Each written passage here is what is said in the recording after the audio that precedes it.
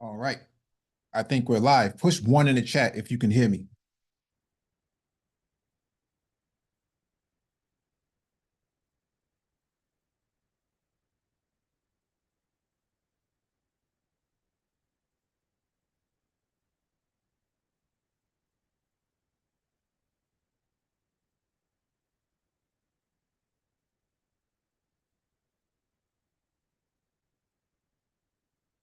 All right, got a confirmation. Thank you for the confirmation. Welcome back to the Black Brain Trust. This is episode 852, Micromobility Talk. Please hit the like button as you come in, share the video if possible, and hit that notification bell so you get all the updates from the Black Brain Trust. There's a document description beneath the video so you can follow along with and reference. If you want to join the panel, there will be a link in the chat pinned at the top. It's a Zoom link. Make sure you're on the latest version of Zoom before joining. Let me grab that link and then we can get started.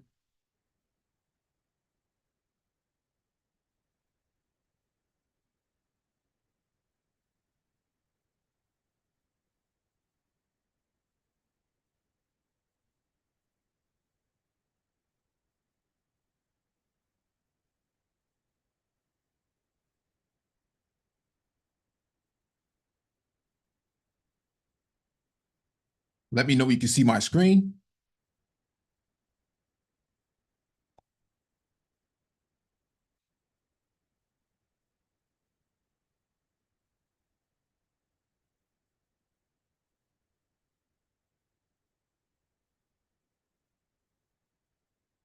I'm also here with my co-host, Complex Design. Mike V, what's good? I'm chilling, bro. What's going on with you? Chilling. All right.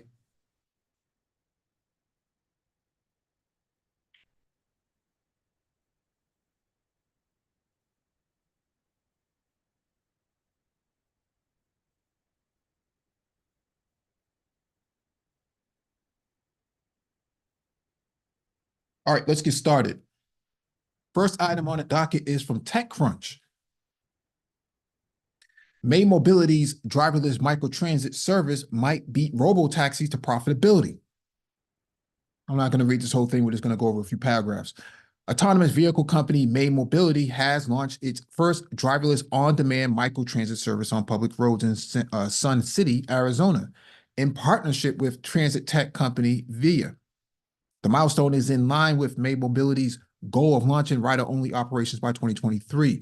It also signals that gentle on-ramp approach to commercializing autonomy could be working for the startup. Sun City is a planned community for active retired adults. Launching a driverless microtransit service in such an environment isn't as flashy as putting robo-taxis on the streets of San Francisco or doing autonomous pickups and drop-offs at airport in Phoenix. But it has allowed the company to expand steadily and avoid getting into trouble. May's strategy of integrating its autonomous microtransit service into existing public transit in partnership with cities has also laid the groundwork for future, more challenging deployments. Carlos Cruz Casas, Chief Innovation Officer at Miami-Dade County's Department of Public Works, told TechCrunch that May Mobility will be launching an on-demand shuttle service in Miami, also in partnership with Via. May Mobility and Via have confirmed the partnership but did not share any details. Recall that competitor Cruise had begun testing driverless robo-taxis in Miami for a mere day before pulling its entire fleet after an October incident saw a pedestrian hit and dragged by one of the GM-backed company's vehicles. Cruise has since had its permits to operate in California suspended and last week laid off 900 employees and a handful of executives. Here's the deal.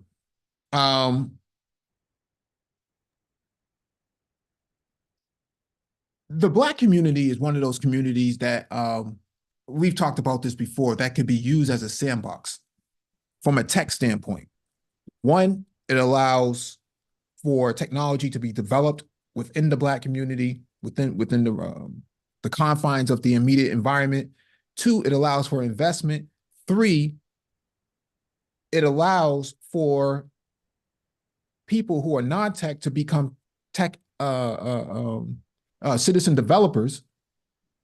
And four, it creates an eco space, okay, or ecosystem.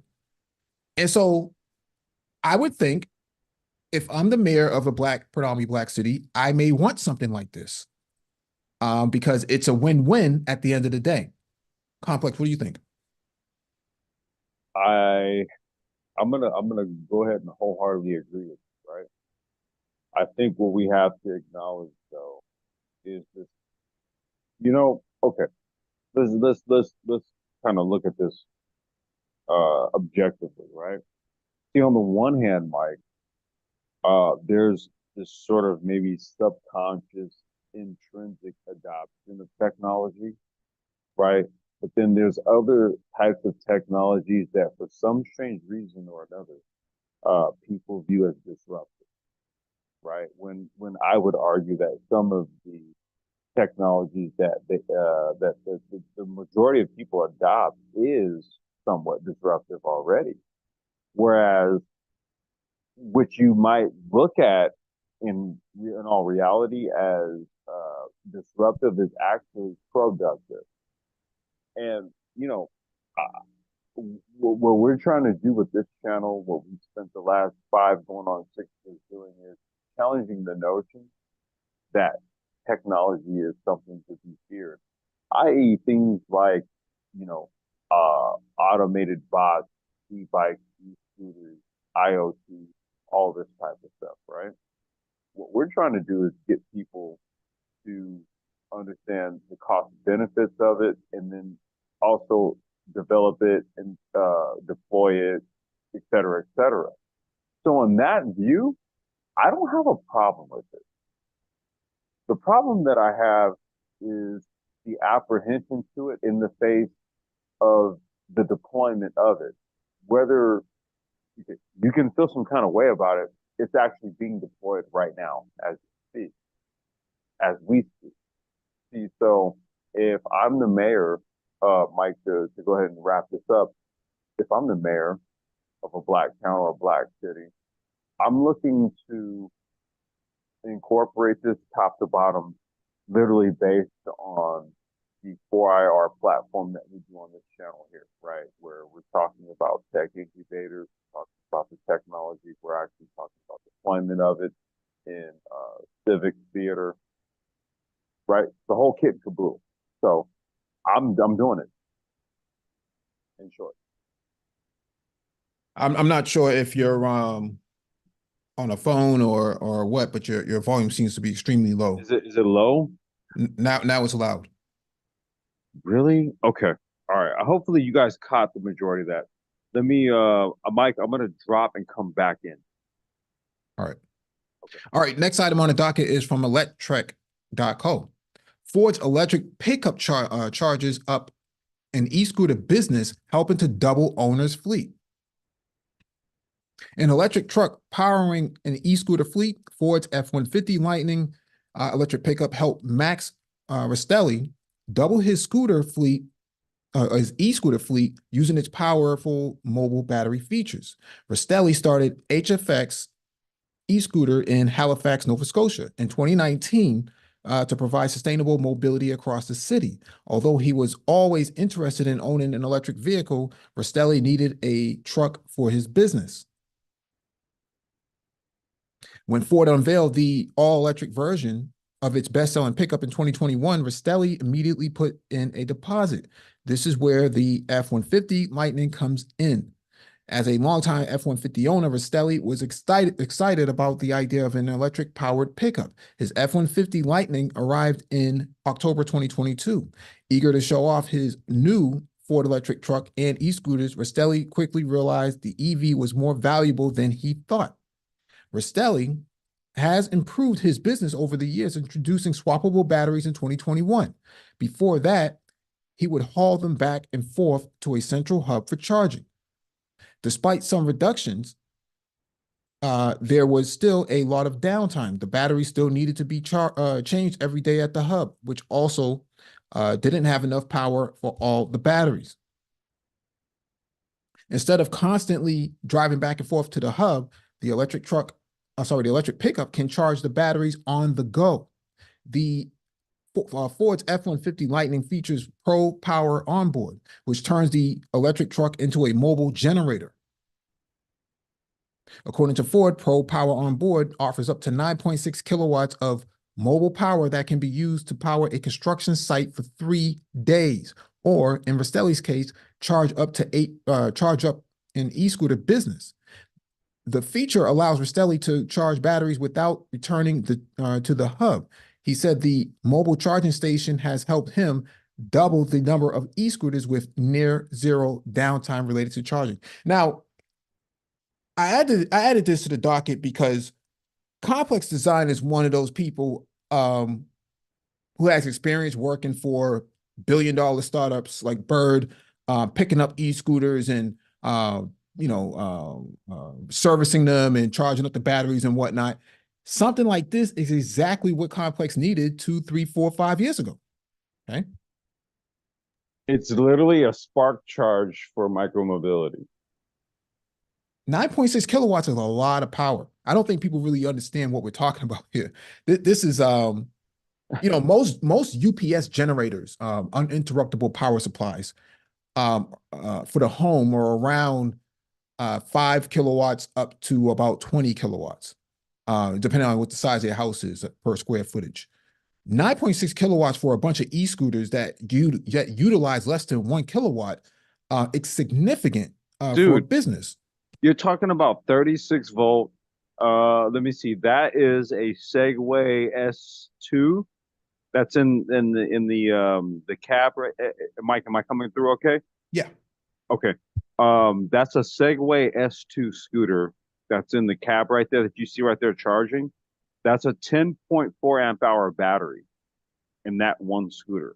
Okay. That's what he's charging. It's a 10.4, 36 volt, 10.4 amp. I know what scooter that is. Dude, that ain't shit. That ain't enough.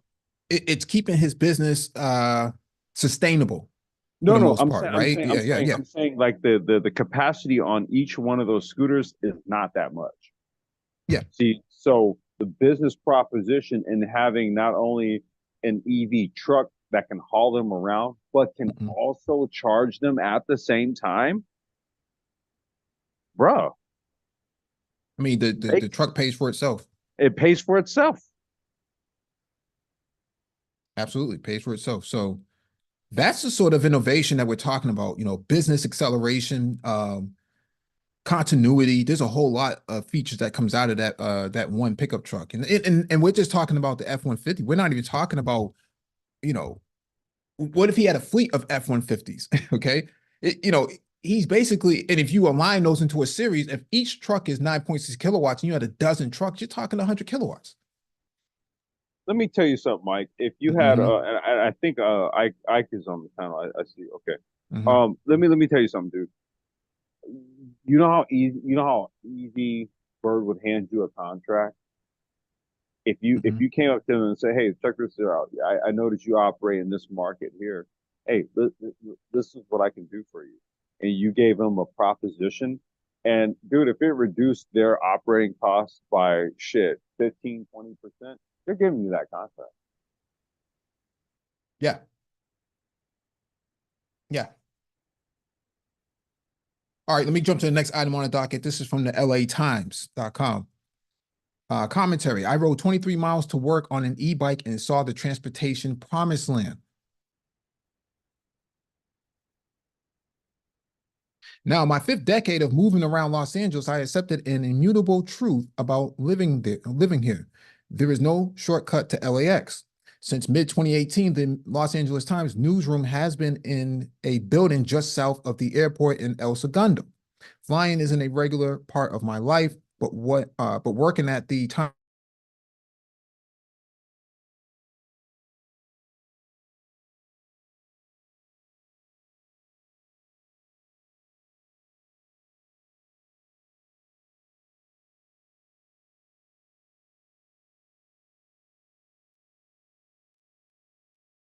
Can anyone hear me? What's going on here?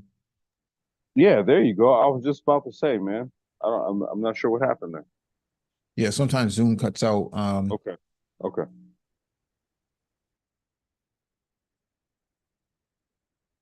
All right, let me get back to where I was. So if anyone knows a quicker way to travel from east of downtown LA to Los Angeles International Airport in rush hour traffic, it should be me. My solution had been just to deal with it, sit in traffic or on transit, often a mix of both, and hope you can get there in less than 2 hours. That was until I bought an electric bike and just this week started using it to ride the 46-mile round trip between home and work. On Tuesday morning, by which time LA's rush hour traffic had fully rebounded from its holiday break, getting from Alhambra to El Segundo by e-bike took 90 minutes. The electric motor flattened hills and helped with attaining traffic speed sooner. The commute, the commute home lasted 80 minutes. That's 46 rush hour miles in less than 3 hours. Typically what it takes in the car, and less than the same journey on Metro Rail. At long last, I've seen the transportation promised land, a future where electric bikes can be safer, can be the answer for commuters in LA who want a safe, environmentally sound alternative to driving a car. I say can because the bike infrastructure isn't there yet. Having logged thousands of miles across the region on two wheels since the mid-2000s, I've developed a keen sense of self-protection and street awareness. But bike commuting in LA is still too dangerous for people new to cycling. There is more infrastructure in place compared with a decade ago. The city's first fully protected bike lane of substantial length is nearing completion in downtown LA, where some streets have received two-way bike lanes with dedicated traffic signals that have been unimaginable when I started cycling in LA in the mid-2000s. Other municipalities are making progress on their own. Yet, even for experienced bikers, rider safety in Los Angeles is still backsliding dangerously. Big SUVs and trucks with front ends resembling battering rams are outselling all other types of vehicles and killing pedestrians and cyclists with greater ease than ever before. Even many of the protected bike lanes popping up around Los Angeles, which separate cyclists from vehicles with flimsy plastic bollards that collapse if they hit a car, offer barely any protection. They call it flex posts, actually. I don't know why he's calling it that, but it's called flex posts. Yeah, it's like, yeah, you know, those little plastic things, right? That, yeah, they don't do shit. Yeah, they're lane separators. That's all they do. To LA's everlasting shame, traffic deaths have ballooned to crisis proportions since then Mayor Eric Garcetti announced the goal of eliminating them completely by adopting Vision Zero in 2015. That year, according to the group Streets Are For Everyone, 203 people died in LA traffic. In 2022, 312 were killed. All this has created a state of panic among those who defend the rights of cyclists and pedestrians, a group that sadly does not include the majority of car-bound Angelenos and their political leaders.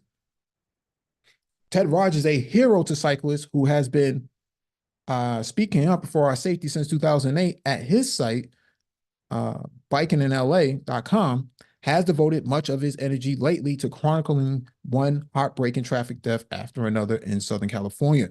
I don't recommend that commuters suddenly get on an e-bike and put their safety in the hands of dangerous, entitled rush hour drivers.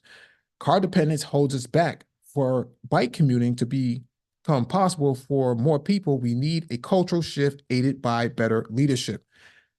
I'm not going to read the rest of this because I think he's made his point that I'm with him, okay?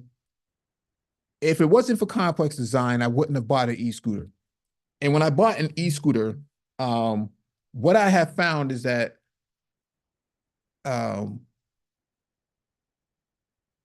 it's significantly faster and a lot more dangerous than being in a car. In a car, you feel incubated inside that shell. But when you're on an e-scooter or e-bike, you tend to go a little bit quicker than typically an analog bike, a traditional bike would be. But you also put yourself in a little bit more risk because you lack the infrastructure, like the author is saying in the article, from the oncoming traffic because people don't care. They will hit you and keep going. And if you die, you die. That's the way how they see it. And so we don't really have the infrastructure in place. It's not just about the civil infrastructure, but how much visibility that the city has in seeing that, anybody who's in that lane should be not just protected by the flex post like you see in the picture right here, but there should be some cameras around. Who's watching? Where's the oversight? For those of us who may not have the full protection that we need. Some of these people are nuts. They will go up that bike lane if they can squeeze themselves in there just so they can make a shortcut. I've seen this many times. Complex has seen my videos of riding around in the morning and in the night, coming home and going to work, and people have no problem blocking up the bike lane because they just don't care. That's just the reality. And because we lack the oversight and enforcement, we are always at risk. And so I feel the author, and I too have seen the promised land in terms of micromobility. I'm fully invested into this. Yeah, you already know my position, Mike. I noticed Ike's here. I want to get his take on it. You already know my position. Yeah. So Mike, Yes, if sir. you can hear me. Yeah. So you mentioned that you were somewhere, you had some particular position, and you mentioned that Complex kind of moved you over to getting the scooter. And I assume now that you got it and you're experiencing certain things, you're seeing certain uh, concerns regarding safety, for example, right? But where were you before? Like, what was your and I don't know if you're a LA person, for example, but No, I'm in because you Boston. I'm in Boston. okay, And so gotcha. Boston and LA are very similar in terms of like Ah, political makeup, but just different in weather and infrastructure. LA is vastly bigger than Boston by magnitudes, but the emphasis behind biking and cycling and pedestrian protections is everybody's pretty much on the same page. The only problem is you just lack the infrastructure, like the article says. And so, in regards to your question, Complex helped influence me to actually get an e-scooter that I did not have before. So I used to take the bus and the train to work. That used to take me an hour and some mm, change, right? mm. And I used to drive to work. That used to cost me $80 a day for parking and gas. And so now that I have an e-scooter, I don't pay for gas as much. I buy gas once a month, and I don't pay for parking. I haven't paid for transit pass in 6 months now. And I'm saving bundles of money, 4 figures of money, doing this. Inflation fighter. Yep. Got it. So, all right, but you didn't necessarily have a position before. It was more like you were neutral regarding. When I'm saying position, it's just beyond a position beyond whether or not you get a bike, but more of the certain policies need to happen, certain uh, perhaps you don't go as far as the article suggests. The article didn't directly suggest certain things, but there's certain things implied in their tone of like entitled drivers, for example, and that we need a cultural change, generally speaking. You may not go that far, but did you have any particular stances regarding policy, bikes? You may see where I'm going. The one end of the spectrum is the complete greening of our society, and that kind of a smart city. You don't have to go too far. And then on the other end, you have obviously what you have. But did you have a position prior to getting the bike on these kinds of policies? Well, I've always been an advocate for cycling and micromobility as a whole. The problem is I didn't have one, so I didn't eat my own dog food. Now I get to eat my own dog food. I know what it tastes like. I know that I would never give up my e-scooter. And I Oh, just have okay. an e-scooter, right? There's other people out there who have e-bikes that are significantly faster than what I have. I have, 48 volts. These guys have 72 volts and they're bolting up and down the road like it's nothing. My Mm, commute used to be about an hour. Now it's 15 minutes. So, nice. and if these Yeah. guys are going faster than me, I'm doing 30 on the road and they're blowing past me in the same bike lane. And so if they're doing, 45, 50 miles an hour, they're getting home at the same time, in a significantly Mm, quicker time than I am. We're talking 8 to 10 minutes. For us, it's usually an hour round trip, bus, train, rush hour traffic. Yeah, you're sitting in traffic for a while, whether you're on a bus, train, or in a car. That being said, especially in the summertime, that breeze, that freedom that you feel when you're on a scooter is different than a bike, a e-bike, right? You're Yeah. floating. You're floating Mm. around. You're not sitting down. You feel like you're on a magic carpet, especially at speed.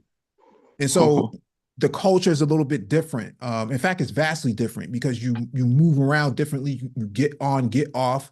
You're not pedaling, so there's a lot less laborious effort behind it. The culture is just different, and so but the objective is the same, right? To cut down your commute time and be more sustainable from a transit standpoint, from a environmental standpoint. It's just the method of how you go about doing it. And so I agree with the author that, the ability to cut through traffic and cut your commute time down, man, that in itself is the convenience that you're paying for. You're paying for that convenience. It sucks when it And Mike, rains. Yeah, it sucks when it rains, but you don't necessarily always ride in the rain. I have the luxury of remote work for the most part. hey Mike, I just wanted to throw one thing in here to add to that. We get to this next article here.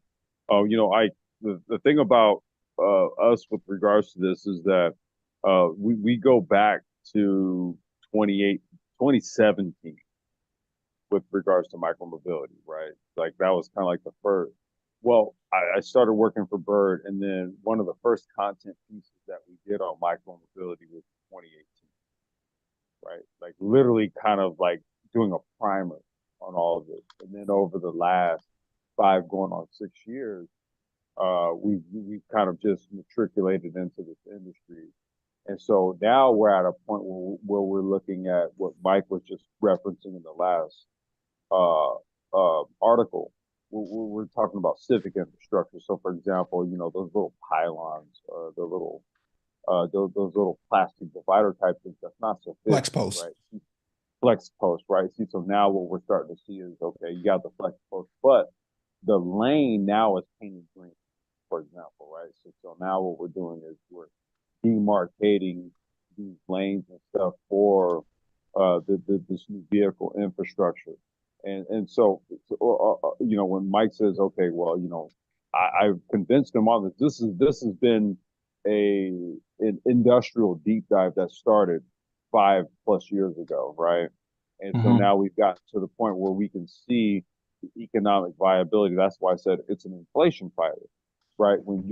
If you can park your car for a good portion of your transportation needs and just use something that you just plug in and charge up and then zip, get back, get to work, go to the store, right? And you do all that, you start to notice how much gas you don't pay for. You've lived in California. I'm not sure if you're here right now, but you know how much gas is here, right? You know how much gas is here. You see, so even for me, I see the impact on my wallet. That's why I use the e-scooter all the time. So, two quick things, and they're regarding the first two articles that you read.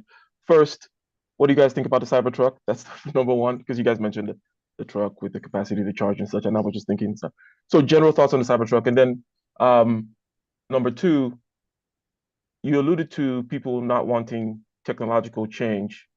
I assume that you have certain data points in terms of experience, anecdotal or whatever, regarding some kind of pushback or people being skeptical or people kind of not wanting that kind of change. So I assume you have that. But there's also the obvious, as you just mentioned, the obvious truth generally that people don't like change. But also, I've been thinking lately that there's a small subset of people whom tend to like change. And I'm sure, well, I know I belong in that particular category. I think all three of us perhaps do. Your tech types, if you're a psychological type of person that likes to do that kind of thing, you're talking about people with intuition or high openness in big five personality types. So you know the type, right? You know the type that I'm You're talking talking about about. early adopters.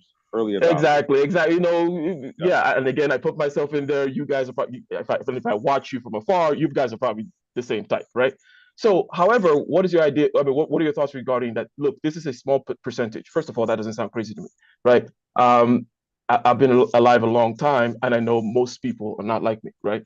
And then that perhaps the wisdom in them being the masses, the larger population, the wisdom in their skepticism regarding change is because they can't not necessarily ride that wave as easily, that wave of change in people that like to do ideas and idea space and change stuff can do. And this change inevitably it causes upheaval, right? It causes displacement. We can look at different kinds of technology. Somebody invents something like Google or whatever. It's going to displace some old industry, some new elite arises up, and they start to do their thing. And generally speaking, you have people quote unquote feeling left behind. And obviously, we see the rise of nationalism and all these other kinds of things, right? And I know these are cycles. It's not anything special about this particular cycle. But what are your thoughts regarding this explanation and perhaps wisdom in their not wanting change? Because insofar as you solicit change and you're the type that can handle change, first of all, realize that you're a small percentage, and there perhaps is something you do, some responsibility you owe, some explanation you have to give to those other people who are not into this crazy shit that you might be into, right? To answer your first question about the Cybertruck, it's a DeLorean from Tesla. That's essentially what it's become. It's not. It's more of a novelty than it is a an actual application and use case. I mean we've discussed this on this channel maybe a couple of years ago when it was announced that we thought that it would probably be more of a military application, something to replace the Humvee. That's what I thought. Yes. Yeah, we thought it would replace the Humvee for the military, and because based on its ability to absorb impact and not not have the window shattered, we see more of a military application behind that. But and now that it's out and people have dropped their coin on it, I'd be interested to see what the reliability factor is behind it. Tesla is not always known for their reliability as a whole. They have some good features, but then it's not always reliable. That being said, in regards to technological change, one of the reasons why we discuss a lot of these topics is because we want Black people to have first movers advantage. And so when these technologies are announced, a lot of time it's only it's only being discussed at a high level. It's not really having a deep dive. And what we try to do is try to have a deep dive on it so that you can get a leg up in some of these industries. And what we have seen the last couple of years is brothers have been making moves. You got Paul Francis out in LA with Kidget. We got the brother out in New York, Donald, I forget his name right now, but he runs a startup up there for renewable energy. You got the brother Spark Charge in Boston. Yeah, you got Josh Aviv out in Boston with Spark Charge, who now has government contracts and getting backing from the Biden administration by the tunes of millions of dollars, and has complete backing from Mark Cuban by the tunes of with a market valuation of $110 million, soon to be $1 billion unicorn. And so we're seeing Black men outside of this space actually make considerable moves in these industries. But that being said, the displacement of old industries is bound to happen. That's how you get progress. At one point there was horse and buggy, up until about the turn of the 20th century, and then you had gas powered vehicles and other electric vehicles as well back then. And you start to see the Wright brothers go from running with a biplane to soon having fighter jets. You saw that sort of that transition happen in one generation. And so I think it's inevitable. If you want progress, you're going to have to accept that there's going to be some drastic changes take place. Complex. No, you good, man. Let's go and move to the next article. All right. This is from cleantechnica.com. E-bikes are radically more efficient than electric cars. Electric cars can get anywhere from 1,000 to over 4,000 miles per charge or gallon, right? And are not only 20 to 35 times more efficient than EVs in terms of miles per kilowatt, but are also way more efficient use of batteries than electric cars, according to a recent study. Although the lion's share of media coverage in clean transport continues to be about electric cars, the low-hanging fruit for zero emissions transportation continues to be bicycles and electric bikes and other micromobility options. Perhaps one could argue that because most modern urban and metro areas are extremely car-centric in design, and many of us, especially in the US, have come to view our cars and trucks as our own little kingdoms that allow us to essentially stay in our own little bubble everywhere we go. Electric cars and trucks are much sexier to cover for the media. Cars also serve as status symbols, and many people may look down on someone who chooses to walk, take public transit, or ride their bike to get around. I'm one of those people, man. A lot of women have looked down on me when I showed up to work in my e-scooter. You know, there's a lot of that going on, a lot of classism. But the addition of an electric motor and battery to a bicycle makes it possible to cut transportation emissions much faster and much cheaper than transitioning the entire auto industry over to electric drivetrains. Of course, EVs are more efficient than gas-powered vehicles, and it's not feasible to replace every car trip with an e-bike, but as a climate solution that's achievable and attainable right now for many people, e-bikes are a big winner. An e-bike study carried out by Walk Bike Berkeley in 2019 found that the fuel efficiency of e-bikes was anywhere from 2,200 to 3,800 miles per gallon which meant that e-bikes were some 20 to 35 times more efficient to operate than EVs, and they came with far lower embodied energy and carbon. Wait. Wait. You said e-bikes are how many times more efficient than EVs? How many? 20 to 35 times. Okay, go ahead. Some of the conclusions, which may be quite obvious to some, but are not promoted with nearly the same zeal as EV statistics, are as follows. E-bikes are highly efficient and produce much less carbon than EVs. Walk Bike Berkeley's testing revealed fuel efficiency of 2,200 to 3,800, making e-bikes 20 to 35 times more efficient to operate than all electric automobiles. E-bikes are better than EVs for individual and community health, traffic congestion, and infrastructure. They have lower particulate matter emissions, encourage exercise, reduce the underlying cause of most traffic fatalities and severe injuries. Reduce congestion, take up much less room on the streets and in parking, facilitate emergency evacuations, and reduce road wear. E-bikes are flexible, easy to use, and can make cycling attractive to people who won't or can't use a regular bike.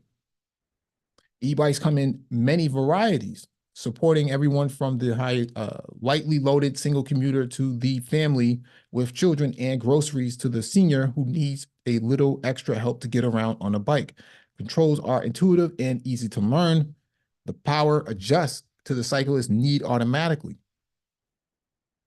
E-bikes have the range and capacity to replace most Berkeley automobile trips with within Berkeley and between Berkeley and neighboring cities, including first mile, last mile trips to transit. They are excellent for trips that are challenging for conventional, non-electric powered bicycles due to the energy and sweat factor or time, including business meetings. Hauling kids and groceries, climbing steep hills, and longer distance trips. E-bike subsidies are more cost-effective and more equitable, with much lower purchase and operating costs than EVs, and requiring no build out of charging infrastructure. E-bikes can be useful to expand affordable, equitable transportation access. This can include low-income, older, and differently abled people. E-bike subsidies have been shown to go farther and can leverage more transportation services and more carbon savings per dollar than electric subsidies. Yeah, I have to say that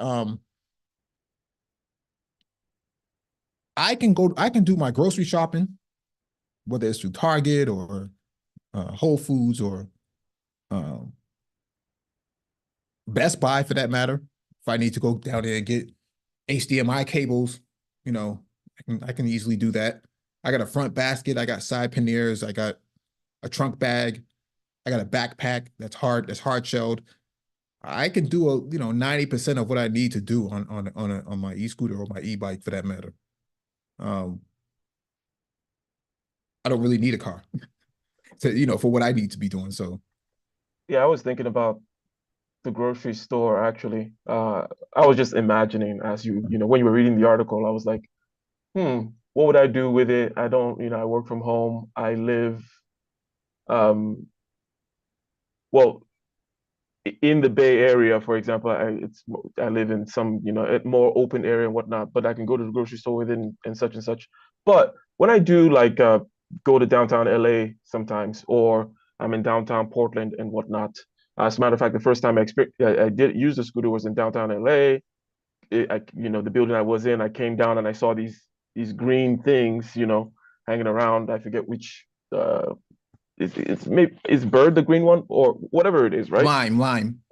Yeah, okay, there you go, Lime. If it's green, it's lime. Yeah. So I got that stuff, went to a store here or there, and it was actually fun, you know, for but I've never actually thought of getting one myself, right? Hmm. Buying something like that, and then what I would do with it. But I know I do like to ride my bicycle, but that's mainly like an exercise thing. But I know that there's a difference, for example, between being in the car and riding a bicycle in terms of how you experience your environment, right? I'm sure you've noticed that, right? Hmm. But yeah, it's interesting that you mentioned the grocery store thing. I might I might get convinced one of these days. Yeah, I mean, I think when the weather is good, you get a better perspective than when it is when you're cold. I'm pretty bundled up anyways. What I've noticed recently, the last few weeks, it's been really cold out below 35. I got goggles, I got ski mask, got my helmet on, got my riding gloves, got a nice firm pea coat, um, and I got some hiking boots, some New Balance hiking boots that I use to ride with, and I'm You got good. to be geared up. Yeah, you got to be geared up, dude. It's just no different if you're riding, you know, a motorcycle or something like that out. And just real quick, so they call it seasonality.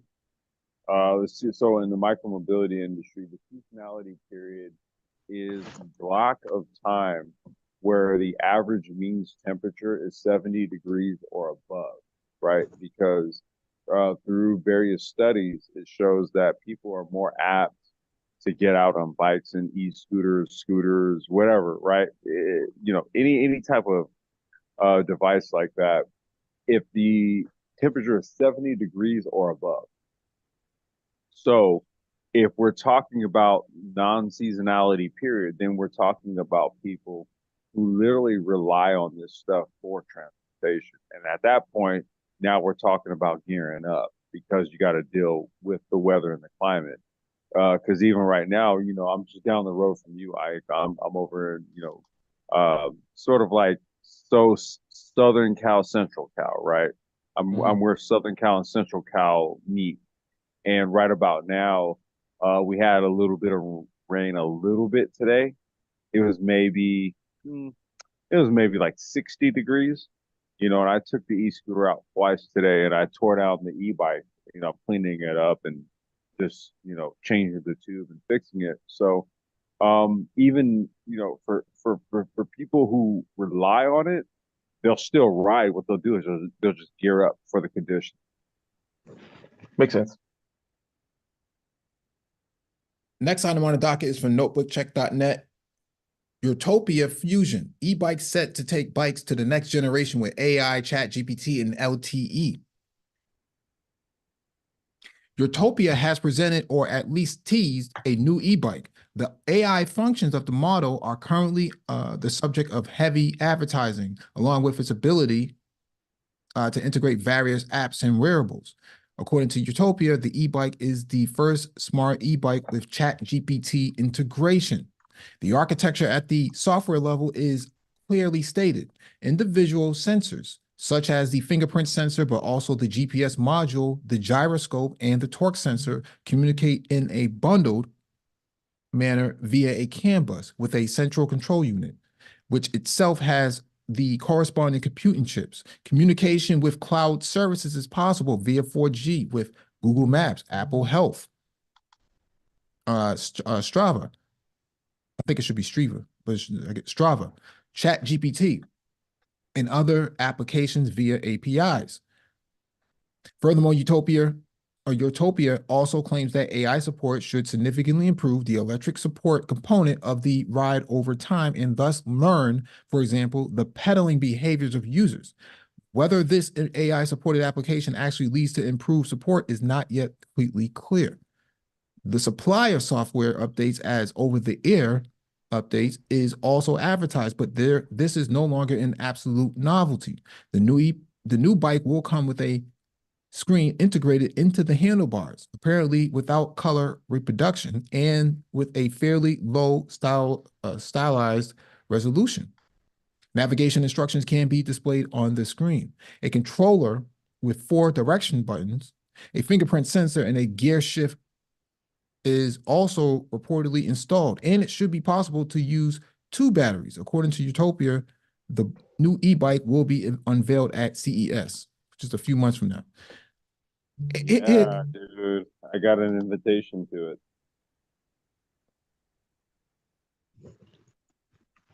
Yeah, here's the deal. I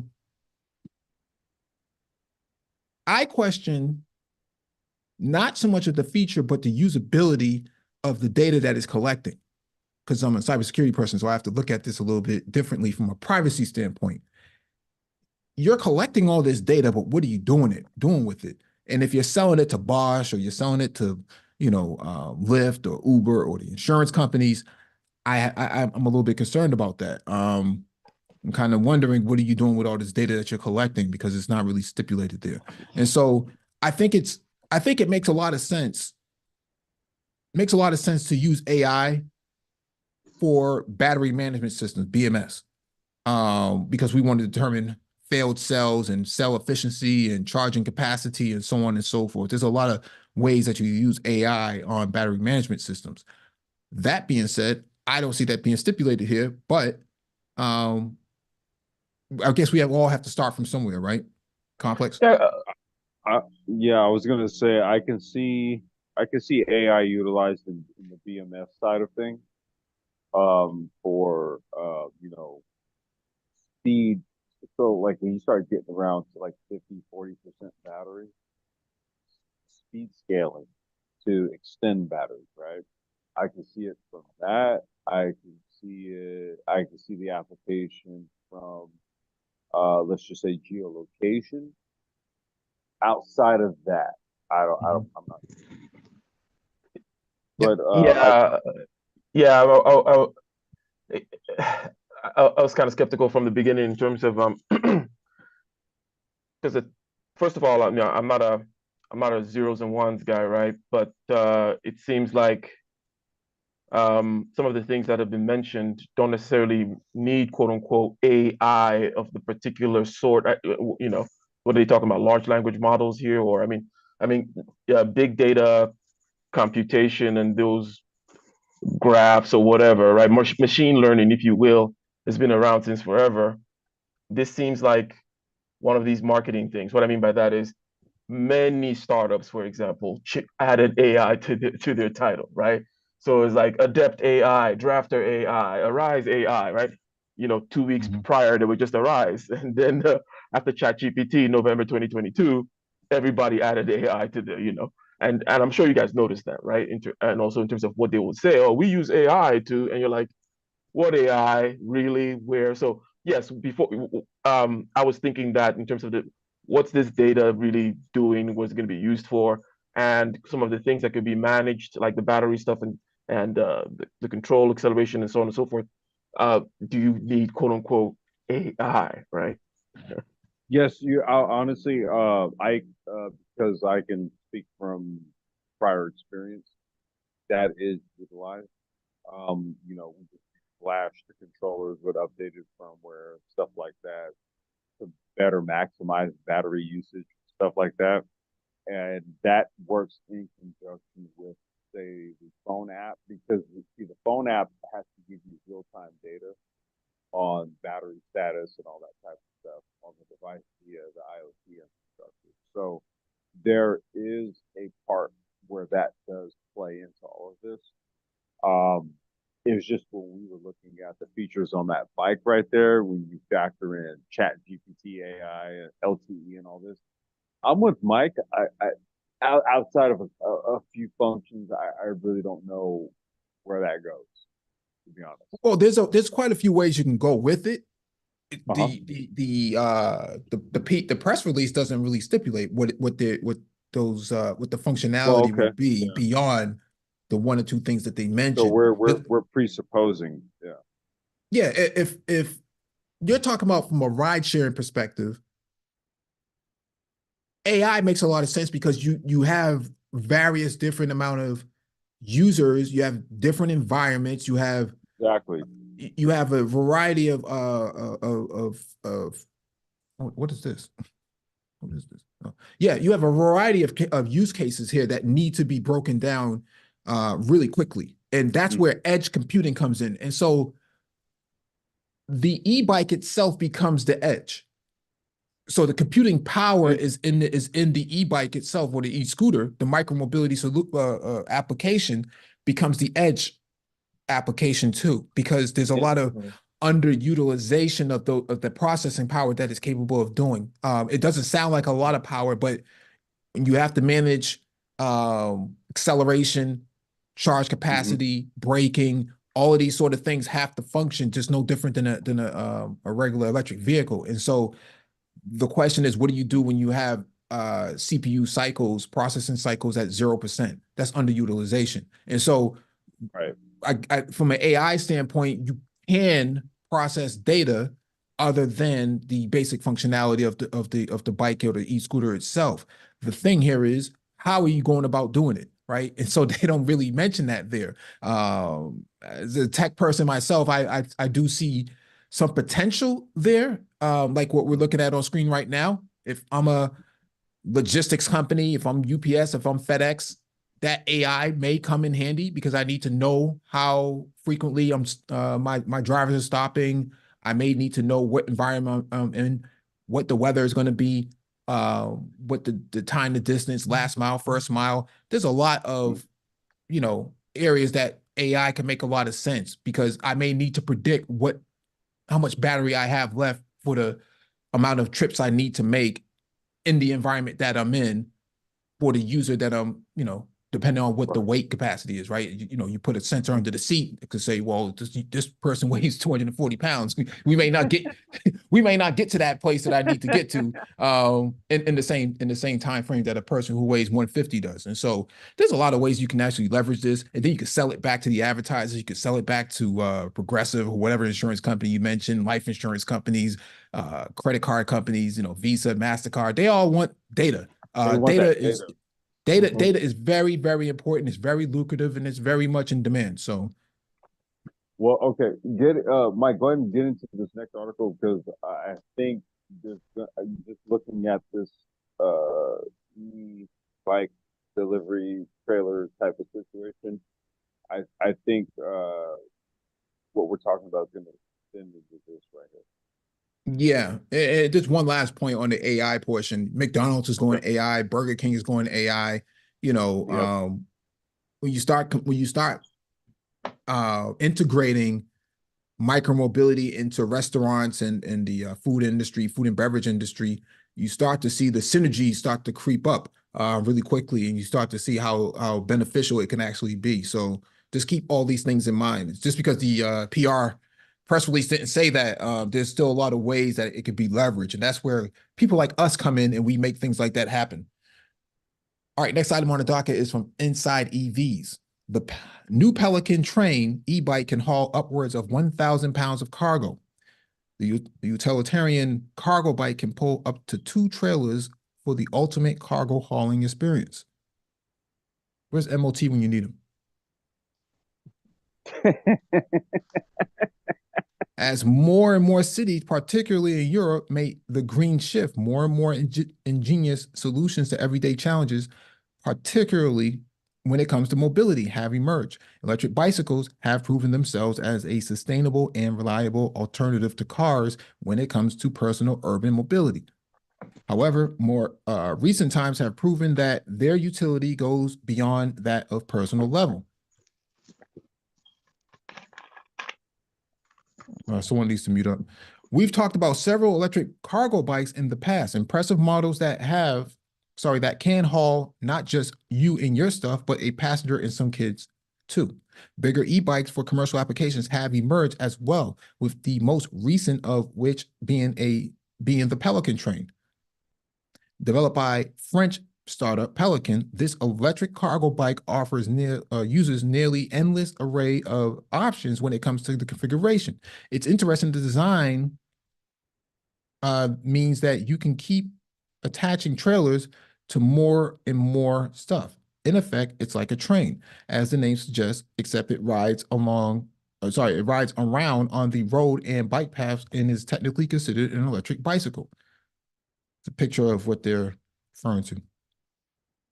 The ethos behind the Pelican train is remarkably simple, and it is a reality that a lot of us take for granted. The internet is largely responsible for making the world go round. In fact, a lot of us buy our stuff online. Take me, for example, the clothes I'm wearing and the laptop I'm typing this article on were all purchased via the World Wide Web.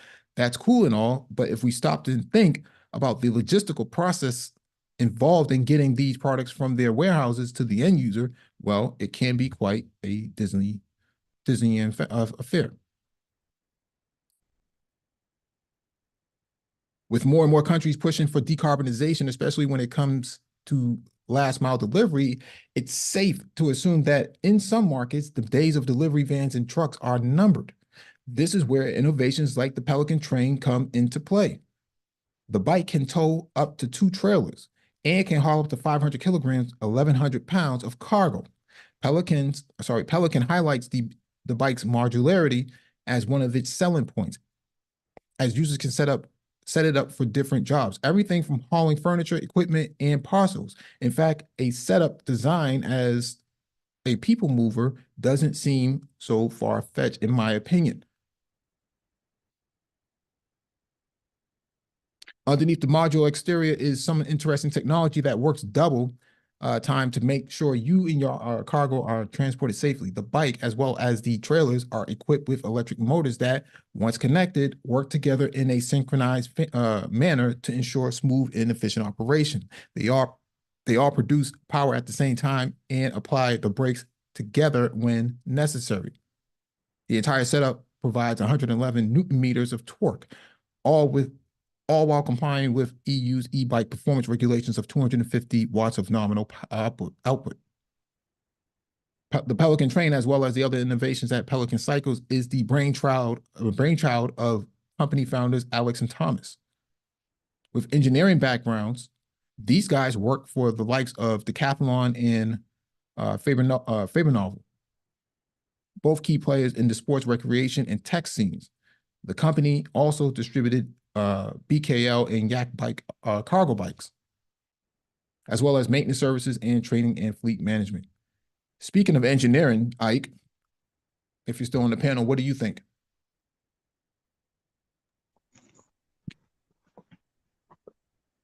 I'm thinking of so this is going to be something that's going to require infrastructure, right? In terms of like, the lanes that this train is going to be going on. It's not autonomous, right? No. Or am I missing? Okay. Got it. It's just kind of more the ability to pull. What I was more thinking of in general, and it surrounds this entire space, is the energy question. Mm-hmm. So, and energy, there's pollution, and then there's climate change.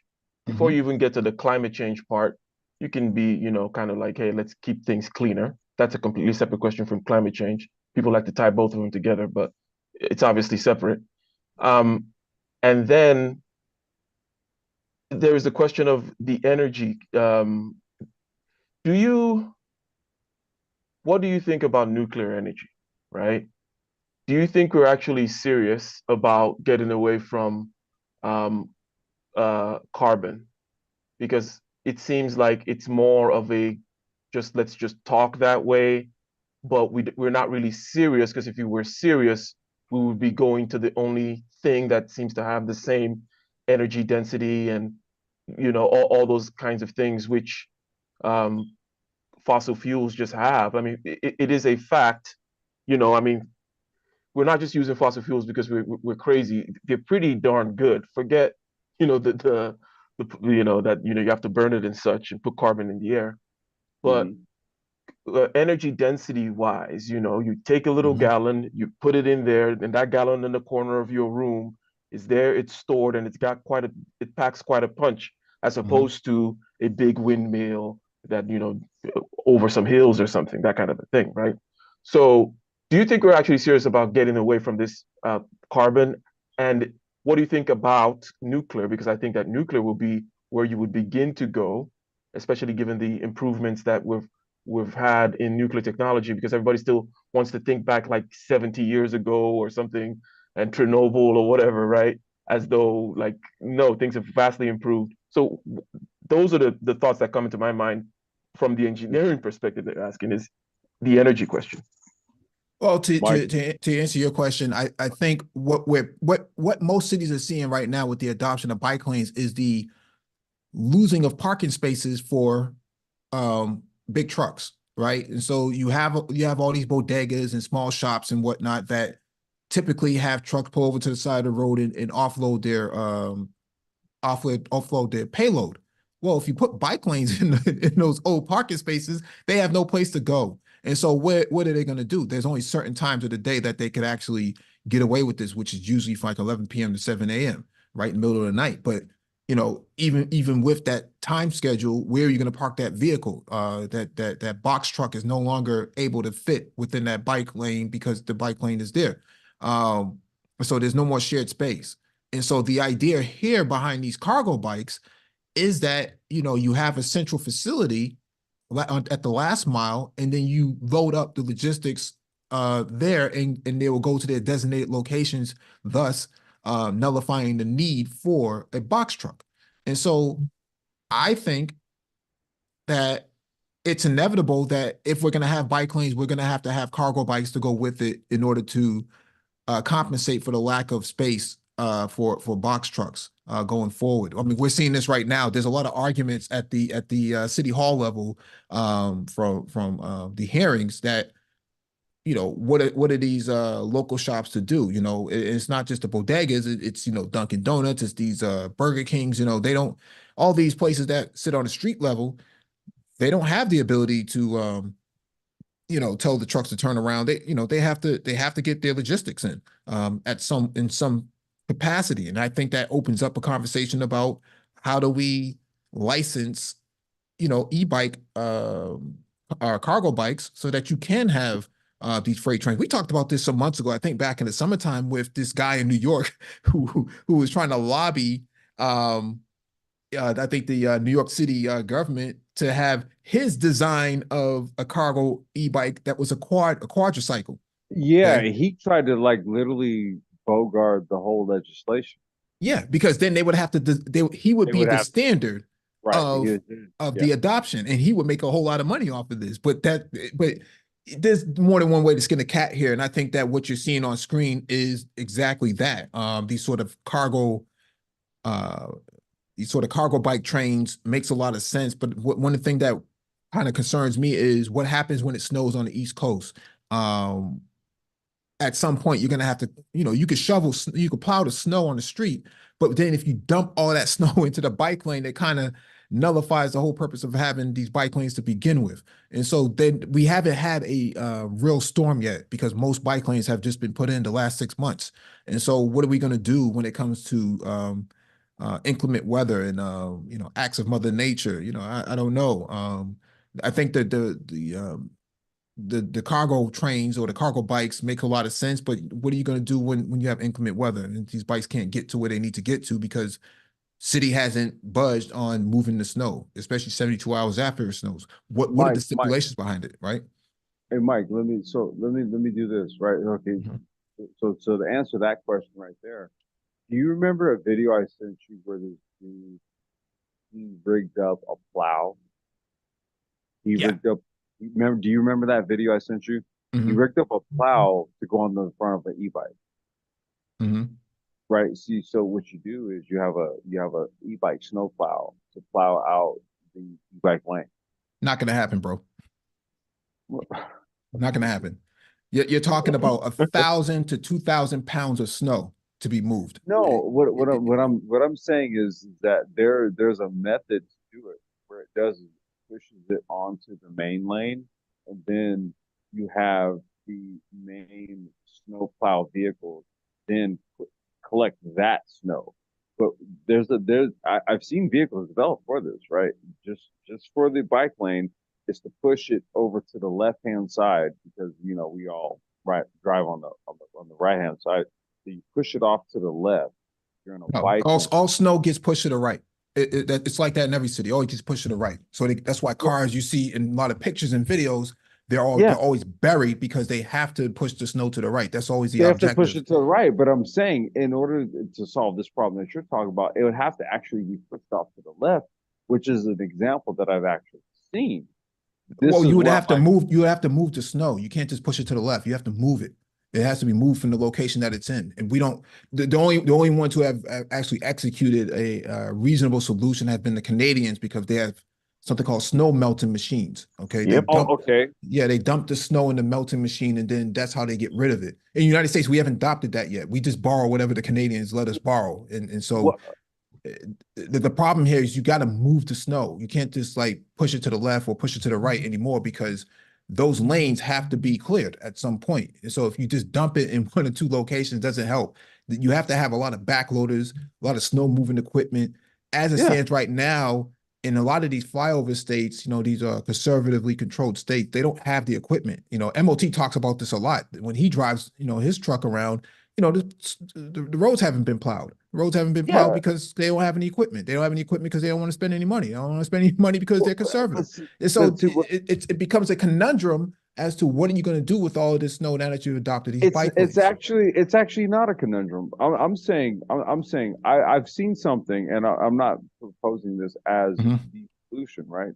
Because in all actuality, so there's various devices that I've seen. So one is literally this dude literally just created this attachment to an e-bike, and all it did was it pushed the snow out of the e-bike lane off to the left, so that the trucks on the main roads would then just scoop that snow up. They do that. Like airports do the same thing out here. They just scoop it up. They don't actually. I'm just saying, but that's but one example. Another example that I've seen is literally an automated. It's an automated bot. The same type of bots that do the deliveries in LA, like Coco Delivery, for example. They do the deliveries in Santa Monica and shit, right? So that same type of bot, literally, what it does is it pushes through the snow and shoots it into a device that literally collects the snow and then melts it down, like you were just saying, right? But the whole point here is that bike lane infrastructure is its own infrastructure, i.e., those what were they called? The little plastic. What were they called? Those little plastic. Oh, flex posts. Flex post. Right. See, so those things actually separate this lane that's also oftentimes painted green. You see, so you got to have your own. You have to have your own solution for keeping that lane clear, because what you're not going to be able to do is have, say, like a regular normal snow removal vehicle remove snow out of that lane. It's not going to happen. Those are little pylon, those flex posts are there that prevents it from doing that. So you have to have your own solution. Well, the flex posts are there because they're going to break anyways when it comes to snow. And so when you have 2,000, 3,000 pounds of snow moving down the street because of a plow is moving it, those flex posts are coming down because iron signs, signage, those things come down all the time. And those things are bolted, 2-3 feet into the ground. And so they come down on a regular basis. The city knows that they're going to have to replace it at some point. So that's factored into the whole entire equation. But I'm saying here with bike lanes, because of the American Disabilities Act, those lanes have to be cleared, not just for bikes and scooters, but for the fact that people in wheelchairs with disabilities need access to it. Right. And so they have to clear it, but that hasn't been stipulated. Now out here, we're losing flex posts because a lot of times when these front loaders stop moving things around, those flex posts are the first things to go. And so they know they have to replace them at some point, but what are you going to do with all the snow when it does come? You can't just shift it to the left or the right. And then, most cities have not prepared the logistics for all of that. The snow moving equipment, that stuff is expensive. I don't, I it's would not say, something that could be just whipped up overnight. That takes time to go through litigation. It has to pass through a civil process. They don't just adopt things like that overnight. okay, I would say this. To that, I would say an automated, like they geofence it on a route, Mhm. automated bot that has a snow melting apparatus to it, right? To clear that lane that just does a route. Okay. I'm just throwing ideas out here Mhm. because it's a bike lane, it's a small it's a small area that needs to be cleared of snow. So I Mhm. think that there are various solutions to that. But real quick, I wanted to go back to if I could, I could still hear.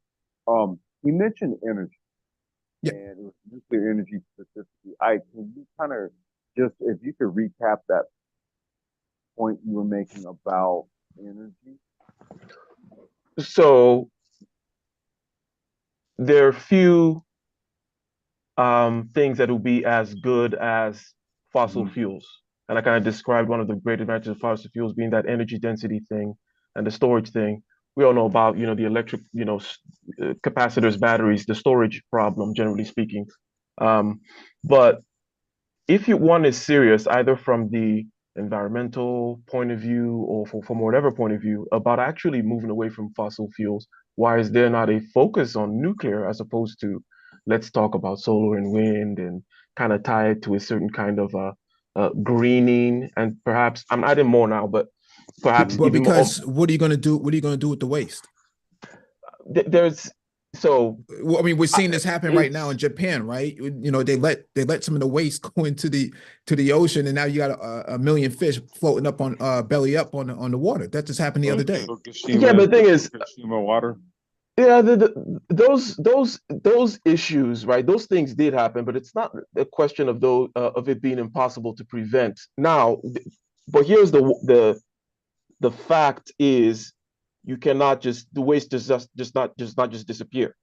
So what I'm saying is not impossible to prevent is these accidents. It's not like you have to have these accidents, and if you decide to go bury it somewhere, the Earth is huge, especially given human population density, right? We barely cover this planet, right? It's not even a question, right? So even if you wanted to throw it into space and have it hang out there forever or whatever, it really isn't that big a deal. You can't put it in And space though. That there's a UN treaty that prevents you from putting that type of stuff out there. oh yeah, but you get my point. It's like Yeah, yeah, yeah. this thing exists. That's the main issue. We don't have to do crazy things like put it under the ocean and it leaks out of your little chest, wooden chest you put it in. There are other things you can do to definitely seal it up. And it's not like it's massive tons of this waste. No, not really. Especially given the new improvements that have happened with regards to nuclear technology, right? And which leads generally to reduced waste. And there are certain plants that use the waste of certain other types of plants, and are there different types of modalities, generally speaking. So I'm saying there have been vast improvements. If you're Mhm. trying to compete, really, why don't you look at this area rather than this talk about solar and wind? The conspiracy theorists will say, well, maybe they're not really serious, right? And maybe this is just the oil companies kind of marketing thing of like talking about wind and solar because they know it won't really compete with their monopoly. But Well, yeah, if that makes sense. okay, yeah, it does make sense, but so here's the thing, right? I mean, I think there's a notion of this idea that this is all about like the oil companies, or it's all about these companies, or Sounds going so. in and out complex. Wait, I'm sorry. How does this sound now? Am I okay? Yeah. Okay. All right. So the thing we're looking at here is the fact that there's various competing energy propositions on the table. Okay. What's been prominent is petrol for the last 100 or so years, right? But now there is a switch over to electric. So now you have various players that are coming into the picture here. And, the reality is that, because of the various different types of battery chemistries, all of that kind of stuff, you have to look at the fact that electric is more efficient than fossil fuel. So now we're just talking about methods of efficient energy collection and energy storage. Mhm. That's really what we're talking about here. So now who can come up with the most efficient processes for caption and storage? That's really what it boils down to. I think, when it comes to nuclear energy, one of the things I learned when we was in Ghana a few weeks ago was that SNRs are a topic on the continent right now. Small nuclear reactors, these sort of small pickup truck like nuclear reactors that could be put on the back of a pickup truck and be dropped off inside dispersed locations that don't have enough electrification. That being said, that's what's being discussed over there. I think the United States is a little bit harder because you have such vast land that is underutilized for renewable energy from such as solar, photovoltaics and wind, that we haven't exhausted that option yet, right? So I think the idea here is we tried the nuclear thing. Let's try the renewable thing now going forward until we exhaust those options out. And as it There's stands right now, we have not really, we haven't even tapped it yet. no, that's what I'm Massachusetts at saying. You one got point, hydrogen, you got solar hydrogen generation models, right? That are on yeah, deck. There's so many models that have not been tapped. And you have even yeah, companies like Toyota who say, well, look, we're not going to go all the way in on EV because honestly, yeah. we do feel as though hybridization is actually a more efficient model. You need a basket of energies. It's not just, it's not just that. It's that we haven't really right now. Natural gas is the thing that the United States wants to survive off of. We have plenty of it for the most part. Nuclear requires so much. Where are you going to put it? You have a lot of NIMBY going on in terms of where you're going to put these nuclear reactors. Nobody really wants it in their backyard. So I think Yeah, I it's was going to say more. it's good, but nobody wants it in their backyard, right? Yeah, because they don't really want to deal with it. I mean, even Israel is having these problems, with Haifa, right? It's still seeing the fallout, from having nuclear reactors out there 30 years after the fact, 40, 50 years after the fact. Those nuclear reactors, have caused a lot of Israelis a lot of issues, in terms of the birth defects and things like that. And so people just don't want to deal with the fallout. The novelty sounds good. I think New York, with Rikers Island, I think it makes a lot of sense in New York City to have to close the prison and then put up, maybe the latest generation of nuclear small nuclear reactors out there, SNRs, on Rikers Island and call it a day and just close the prison for what it is. I thought you were gonna say put it in there with the prisoners, just Oh, oh, well, put it put it with them. the Human Rights Watch wouldn't tolerate that, but I think there are some areas that you do have application use cases, but I don't, for the most part, we haven't really tapped into it. Our renewable capacity as of yet, we're still 1%. I just saw Louisiana is going to be deploying their first wind turbine farm out there, and so and this is a conservative state for the most part. They see the reality that um, it's better wind and solar are a lot more safer than nuclear. I don't think anybody's against the production of nuclear energy. Is what do you do with the waste and what are you going to do and where you're going to put it in terms of the location because most people don't want it in their backyard at all. But let me get to this next item on the docket from Yanko Design. The utilitarian electric scooter is economical and faster way to move cargo in urban areas.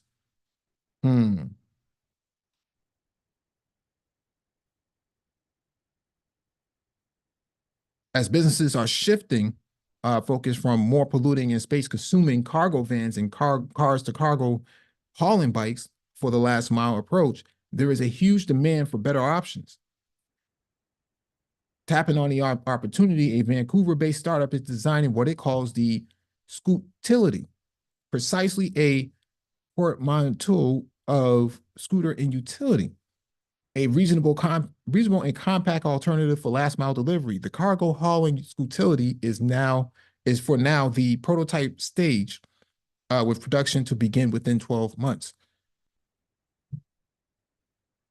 Given its unique design, the Scootility is not another electric bike. In fact, it draws design inspiration from a Segway with a column handle and maneuvering it. By virtue, however, it is an electric scooter that allows the rider to stand up and ride while the cargo remains intact in the covered box right in front of the eyes.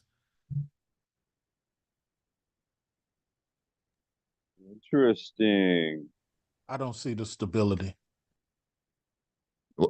Well, most scooters can be balanced. And from a Segway standpoint, they do have intellectual property that does allow for balancing. In the design, then, a lockable cargo box with a standard load-bearing capacity of 140 liters is the biggest takeaway. The weatherproof box becomes even more beneficial for the delivery guy with the swappable feature. The cargo box can be taken off and replaced with a swappable option on the fly, minimizing the time between pickup and delivery.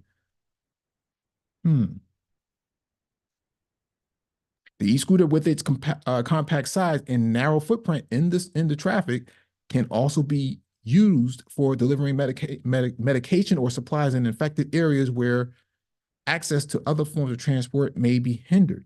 Interestingly, Scootility has full suspension and wheels measuring 16 inches on the front and 13 inches on the back. The smaller wheel size allows more space for cargo box on this scooter with this utility as its basis over a simple mode of commutation. This is an interesting complex. Yeah, those batteries right there. Yeah. Wow. And what type of terrain is this supposed to be used? Say that again. Say that again. What type of terrain? Oh, this is all street. Yeah, based on the tires, this is all street. I mean, you could go off-road with it as long as the dirt is packed. But typically 99% of the time, e-scooters, e-bikes and stuff like that, they don't go off-road. They really stay on the street for the most part. And so that being said, I think that there's a lot of utility use case behind this. The only problem is it doesn't fold up. The tires for this, because of the type of utility it's designed for, those tires are going to eat the terrain for the most part. When it comes to on road, you're not going to really use that for off road because you don't really have like the suspension for that. It's not really designed for that, right? You basically use an e-bike that have the same capacity amount as far as what you can carry or more, because an e-bike is going to give you more area to carry some stuff. But how it's designed, it'll get the job done. You know, for me, and I applaud. I've been around these spaces for a long time, and what's always ironic is, the 5-year model versus the 10-year model. And when you're talking about hauling or pulling anything, I go back to my OSHA training when I was a kid and got my first forklift certification. Everything sounds good, but that's the reason why these forklifts, and I'm just using a forklift reference. The reason why these forklifts, you got to judge the mast, you got to judge the tipping, you got to judge the 3 wheels. There's a lot of things that come into play. I'm just seeing. I would love to see examples of hauling and pulling where adversity comes into play. Downward slopes, upward slopes. Because when a company makes the assertion, and it's probably true, it's probably tested. When they make these assertions, I'm out here in San Francisco. there's a lot of people that say stuff, and then those of us who live here, we see the total difference versus what they say to the rest of the nation. Then I'm gonna end by saying this. For example, our quote unquote driverless cars, they're not driverless. And you have to sit behind the wheel and you have to sign a stipulation that says anything this car do, you are legally responsible for. That's a lot of things that people outside of San Francisco don't know. In addition to them causing all these accidents 3 o'clock, 4 o'clock at night, that the companies quickly clean up by 6 in the morning. So again, having a lived experience out here in Frisco with a lot of people saying, hey, this is the next this, and it's probably true. I'm probably wrong, but I would love to see actual demonstrations in adverse situations.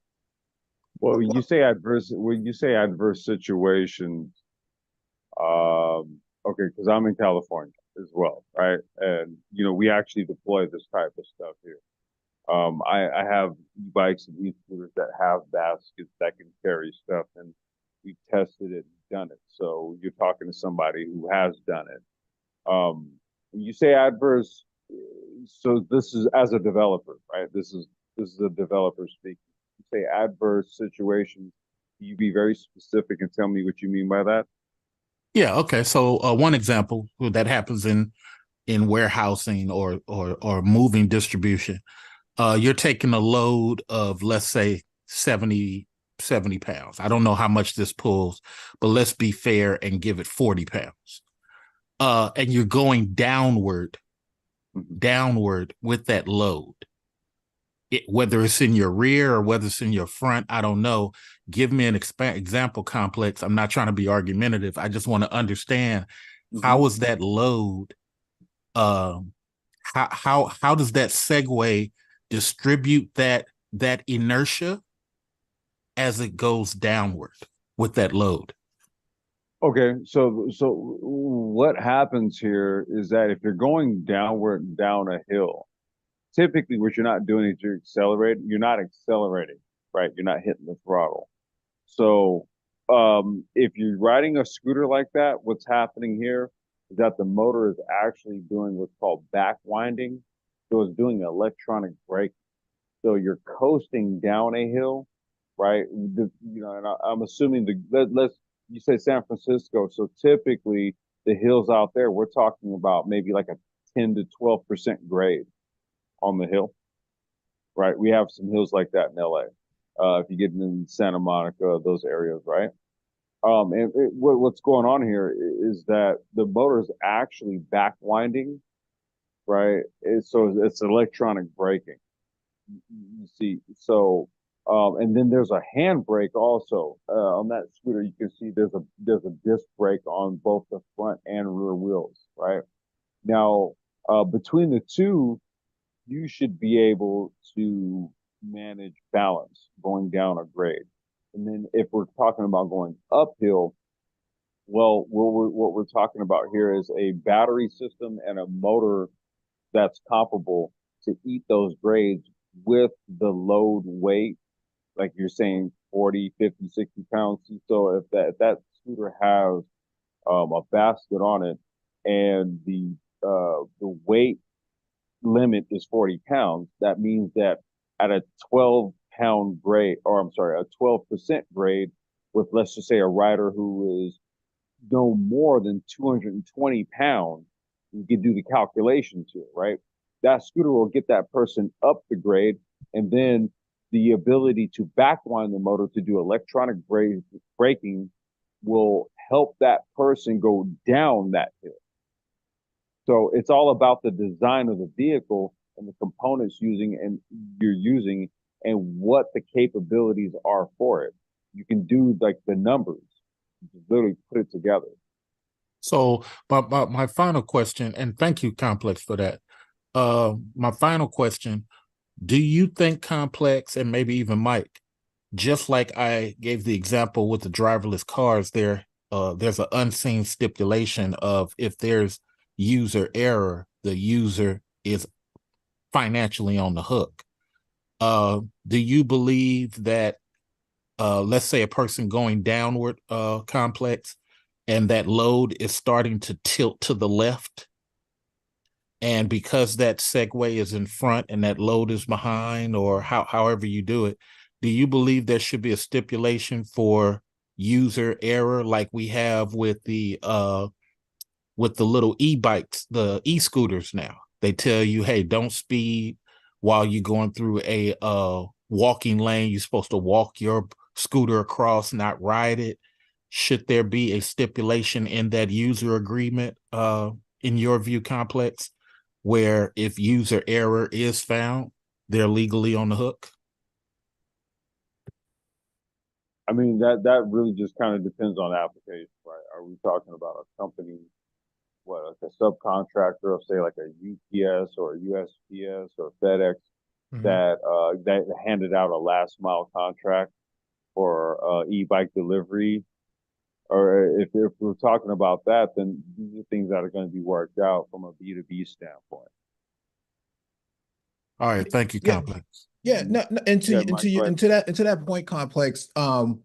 Front-loaded cargo bikes have been around for the last 50 plus years. They're actually relatively safe. Europe uses them a lot, primarily because the culture has adopted it. In the United States, it's kind of a new thing, and so there's a lot of fuzzy, cloudy area around adoption behind it. But they've been using that for the last 50 plus years, and so that's just nothing really new. And it's been tried and tested. Front-loaded cargo bikes and scooters have been tried and tested for the last couple of decades. They haven't really had too many issues from what we've covered. In fact, the adoption rate has accelerated just the last couple of years, primarily because electrification of front-loaded cargo bikes have made it easier to carry 250 pounds. In fact, we just covered the last article with Pelican trains. Basically way more than 250 pounds. Yeah, it's 1,100 pounds. And so they've been able to pull a lot of weight with electrification of bikes the last couple of seasons. And so we're seeing exponential increase in development. I mean, every time we go live, we're covering something relatively new that's coming onto the market. This cargo e-bike train, covering pulling 1,100 pounds. That wasn't the case, some months ago. 6 months ago, we were covering, cargo bikes that pull 250 pounds. Now they're covering 1,100 pounds. And so we're seeing this exponential increase in design capacity across the industry that, it is relatively safe to adopt. As long as you have the infrastructure to back it up, which is what originally we kind of covered at the top of the hour, that the lack of infrastructure, civil infrastructure, makes it difficult for people to get around because there's no way to protect people from yo-yos on the road. And so that's the bigger challenge, and not necessarily the bike itself. Yeah, I was going to say the hardware capability is there. It's everything else. Go ahead, Mike. What's the next article?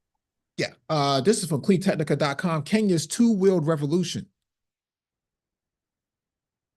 While the U.S. EV market continues to be dominated by ever more advanced passenger vehicles, it is important to remember that the transition to electric vehicles is not a one-size-fits-all path. Consumers in Kenya may find a transition to renewable transportation on 2 wheels rather than 4. Kenya is leading the way in electric motorcycle adoption in East Africa, starting with new government initiatives to replace the roughly 2 million diesel motorcycles currently on the road. Call them diesel. Working alongside government policies are a collection of startups that are adapting their bikes specifically to the East African market. These new bikes will replace the heavily used diesel bikes that serve as a primary form of transportation for many Kenyans.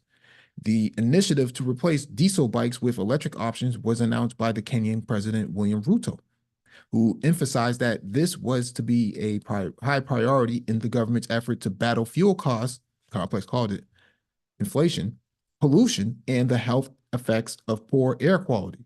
While Kenya has a wealth of available electricity for charging electric vehicles, it is forced to import almost all of its petroleum. A wariness to be dependent upon oil-producing countries is coupled with fuel prices reaching record highs in Kenya in 2023. The Kenyan government hopes to promote local manufacturing and renewable energy use while promoting a self-sufficient means of transportation. A variety of players will be required to make this transition possible. These include companies such as Uber, which intends to deploy 3,000 bikes between the end of 2023 and the beginning of 2024. Rome, an electric vehicle company based in Kenya, recently opened the largest electric motorcycle assembly plant in East Africa. The facility is capable of producing 50,000 bikes a year. The Kenyan president... 50,000? What's that? One bike every few minutes? Damn. They got to be working 24/7. The Kenyan president, William Ruto, said during his inauguration of the plant, this facility showcases Kenya's potential as a leader in clean transportation solutions in Africa. The production facilities that Rome is creating allows for them to have greater control over their product. In conversation with Rome's head of production, Japef Ruto, he made it clear that controlling manufacturing of their product allows them to implement high levels of quality control and customization, as well as reduce supply chain related delays. Ruto explained that Rome wanted to avoid the unpredictability of global supply chains that has hamstrung many companies over the past few years, and has found that localized manufacturing allows for greater control over output security. Oh my God. Wow. Now, I'll be in Kenya in a couple months, but when I was in Ghana a few weeks ago, what I have found is that the air pollution is high. It's hard to breathe out there, man. And they're right. The article is right that there's a lot of motorcycles that have a lot of pollution output. I don't know how they're able to live like that. I was in the back of a car. My driver was taking me to the mall out in Accra.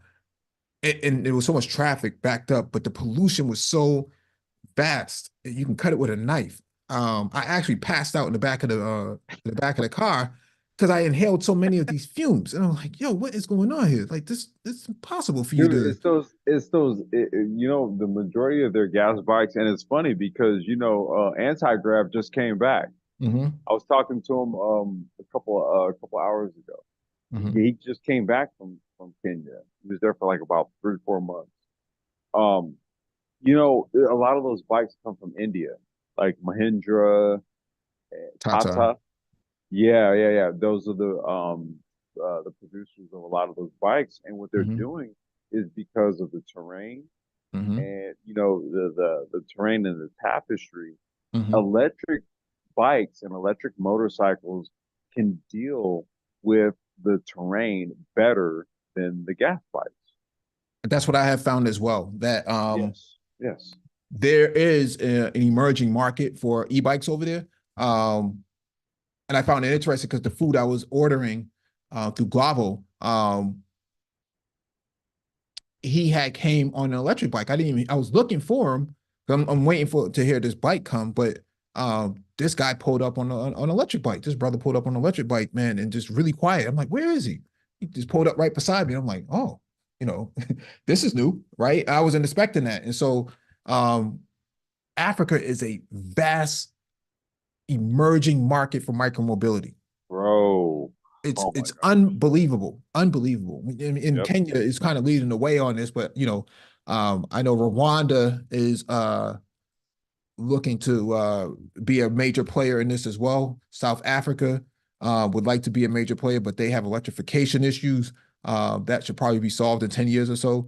And then you take in Ghana and Nigeria, these are really emerging markets because they produce, they have pretty stable grids, for capacity. And so bringing on all these electric micromobility applications makes a lot of sense in the long run. It's unbelievable how polluted the continent is with a lot of these, gas burning bikes. I'm curious, Ike, if you're still there. What's your take on on the ground application, how you see it? So, Mike, as you know, let's say if we take Accra, for example, it's kind of chaos on the roads, right? Oh my God. That the way they drive over there would never be tolerated in the United States. Nobody would tolerate that. It's insane, right? It's insane. Traffic lights? What do you mean with traffic lights? I just go right through it. Don't Lanes? mind me. What lanes? Directions? Well, like it's just kind of insane, right? Yeah. So, what are those? What are those? what are those exactly? And there's a lot of the motorbikes or Okada or whatever they call it, right? And which is the preferred means of getting around all this madness, right? Mm-hmm. So I think that it is an area where people will jump on it, right? So you were talking about, because in the United States you have options. You were talking about taking the bus or train, and you're talking about the classism associated with people making these types of decisions. Mm-hmm. Not a lot of people live in cities and blah blah blah. But I think in Africa people would eat that crap up, right? Give them something with which they can maneuver. The adoption will be there, and then um, the infrastructure would have to rapidly follow up though, or improve, because even with the cars and the bikes that they have right now, Mm-hmm.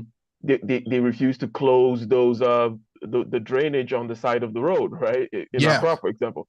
And it's like, what the F is that about?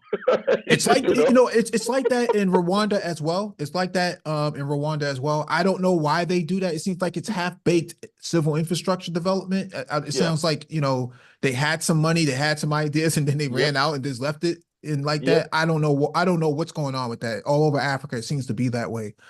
Just sort of leave the drain. I mean, I got out of my car. My driver was dropping me off at night. After you fell in, did you? Yeah, I almost fell in. I almost fell into that thing. And so I'm like, yo, this is dangerous, man. But people tend to fall in there a lot. And so somebody had developed an app where you can call for an ambulance based on your GPS location, and it picks you up like Uber or Lyft, and the ambulance will find you if you fall into a drain or something like that. Jesus Christ, bro. I mean, what do you call a donkey that falls into a hole? An asshole. A donkey in a hole. An asshole. An asshole. An asshole. Hey-oh. Yeah, so I think that they would definitely, I would use it, right? Especially in that kind of environment. But then yes, you have those holes in the ground. Ethiopia, by the way, is one place where I noticed where they don't have that at all. They nailed their and well, when I say Ethiopia, I mean Addis Ababa, right? Mm-hmm. So really it's about a central planning of your basically the movement of water, right? Is what they call hydrology, right? So water has a natural course, regardless of whatever. You draw a little box around somewhere, a map around somewhere. There was a whole water cycle from the precipitation, the evaporation to the precipitation, and then to the flows, and then also what seeps in down to the groundwater, right? So when you're going to build anything, you need to understand this, understand what you're doing with it, understand, well, how in the worst case flood scenario, how many cubic feet of water per second is going to flow through this particular street, right? Based on your modelings and all these kinds of things. And then you plan ahead and you have money and you actually follow the plan, and none of that shit happens, right? So somebody drew up a plan at some point. It's in some drawer somewhere rotting away, right? And then as governments change, there tends to be no continuity. It's just, oh, well, we're going to scrap the previous guy's program. And obviously there's also the corruption, right? Where they're always building half-baked stuff. We're supposed to be covered at some point, and they're just like, no, we're not going to cover it. So in summary, though, it will be will be wide adoption there. The use case is great there to kind of maneuver through that chaos will be excellent. The infrastructure development that perhaps it would engender or force will also be a good thing as well, I think. Excellently said. Hey, Mike. Oh, yeah. No doubt. Mike, we got Jay. Can you join the panel? Let me get to this last article. This is the last item on the docket. Right. All right. This is from KBTX.com. More than 640 bikes and scooter given to children by men making moves. Let's watch this clip.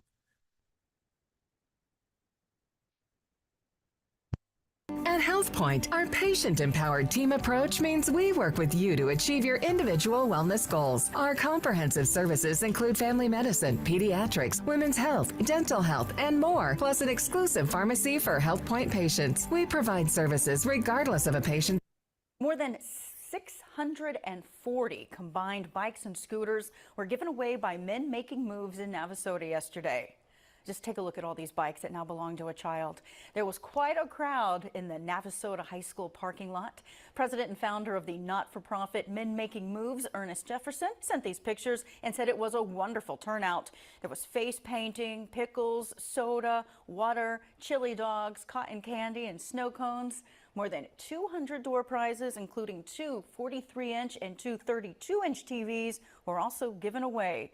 The second annual Christmas bike and scooter giveaway was free to all children, regardless of where they live. Polly Pratts wore many hats. They came.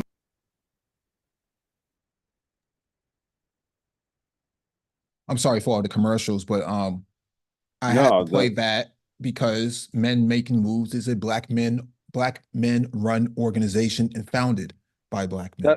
Mike, that's what I was going to ask you. Where's that located? Where's that based out of? I think that is Chicago. I could be wrong. The foundation is in Chicago from what I've read, and so I don't know why they're kind of secretive as to where they are, but dude, that's dope. 640. Yeah, plus a couple of flat screen TVs as well. Yeah, that's dope as shit. Yeah, this looks like the organization here. Let me share my screen.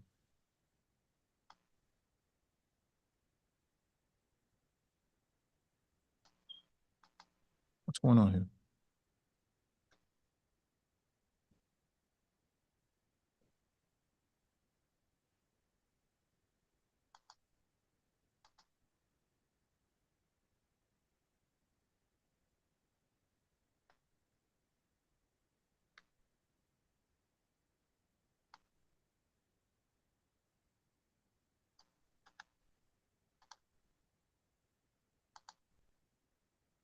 All right, let me share my screen. I don't know what's going on here.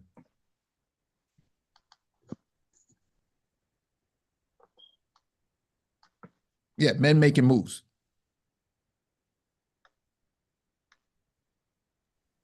So I just want to highlight that as the feature of the night. If anybody can see the screen, actually. Yeah, we see it.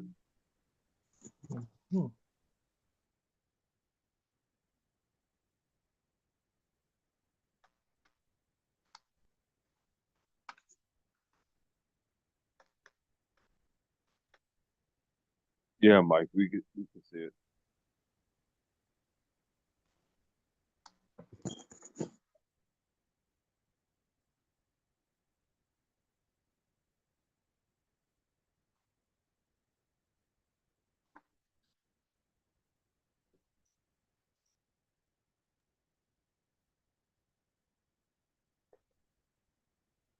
I'm not sure if Mike's definitely. Yeah, maybe Zoom is acting up again. Okay. Yeah, I think that. That's what happened. It just dropped.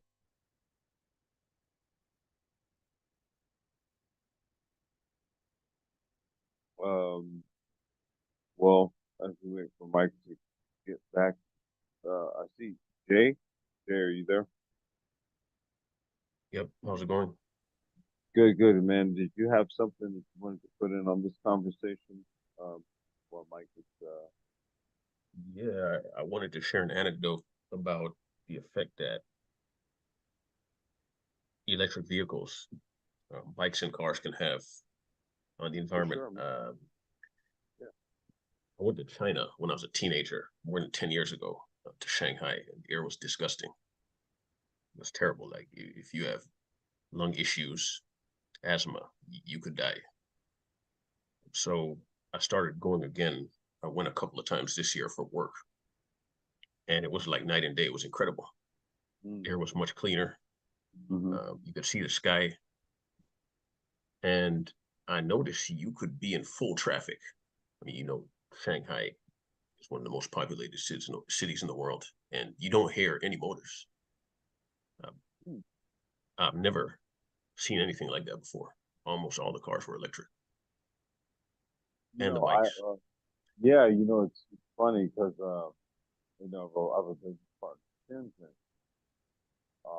And over there, that's where a good portion of a lot of the Chinese electronics are produced, right? And so, he gives you an interesting intel. Sorry, I'm having trouble hearing you. I don't know if it's just me. No, it might be me. Hold on one second. How do I sound now? Yeah, much better. Okay. Yeah, I have a partner over in Shenzhen, who gives me the intel of a lot of what's going on over there, right?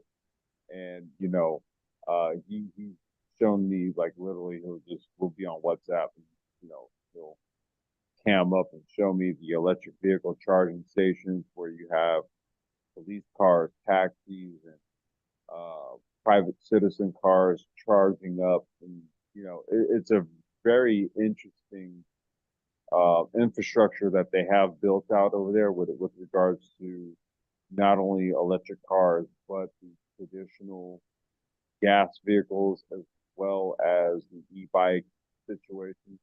They got it all going on, right?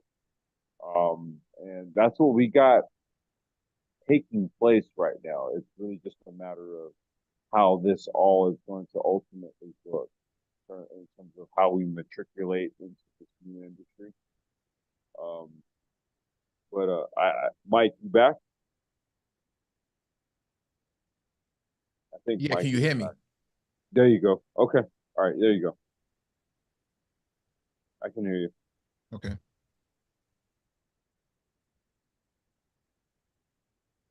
No, continue talking. No, Actually, I that have was one all. That question. was, yeah. I mean, that was all I had to say about that. We were just kind of he actually, Jay, had some experience kind of traveling back and forth to Shanghai, and he was kind of relaying his experience there. We were just talking about that as you got back. Yeah, Jay, did you have anything else you wanted to put on it? Yeah, no, Mike, it was incredible. You're in the middle of traffic in rush hour. You don't hear one motor running. Yeah, that makes a lot of Anything sense. like that. Yeah, it's Jay crazy. was kind of speaking to the proliferation of electric vehicles in Shanghai when he was there, and he was saying, like, you see cars moving around, but you don't hear shit. Yeah, that's what happens when you have public policy that, enables that sort of transition to take place. United States, you got, people with pickup trucks and black smog coming out of it, occupying charging stations. I mean, that's the sort of culture that you have here. So it makes it difficult to make that same transition. And so I think that, go ahead. Oh, sorry. No, you guys remember the public transportation as socialism movement? Yeah. From libertarians a couple of years ago? It's crazy. Yeah. Yeah, I mean, we covered I think a couple of days ago, Ghana having a new policy on electric vehicle adoption. And so there seems to be some traction taking place on the continent, but it's a little bit slower than China. And that being said, I think that, it's a very growing market over there. And I think that we should be participating in that market in some way, shape, or form, whether it's through investment or it's through transportation design and development, urban planning, and things like that. There's a lot of opportunity to be that could be had on the continent from that perspective. I think a lot of your African countries and leaders, for that matter, are looking at China as a model to adopt. I know Barbados just acquired a fleet of electric buses from China that just went out a few months ago. It should be on the road in January. So Western countries, I shouldn't say Western countries, but more melanated countries are looking at China as a model and not the US. And so when you say that you're in traffic, you don't hear any engines, that's pretty much the future of where things are going. The United States won't be here anytime soon, primarily because you can't get folks on board. Not necessarily because you don't have the technological innovation to do it, just don't have the folks to buy in. So, Yeah, a lot. Actually, I went to the continent over Thanksgiving.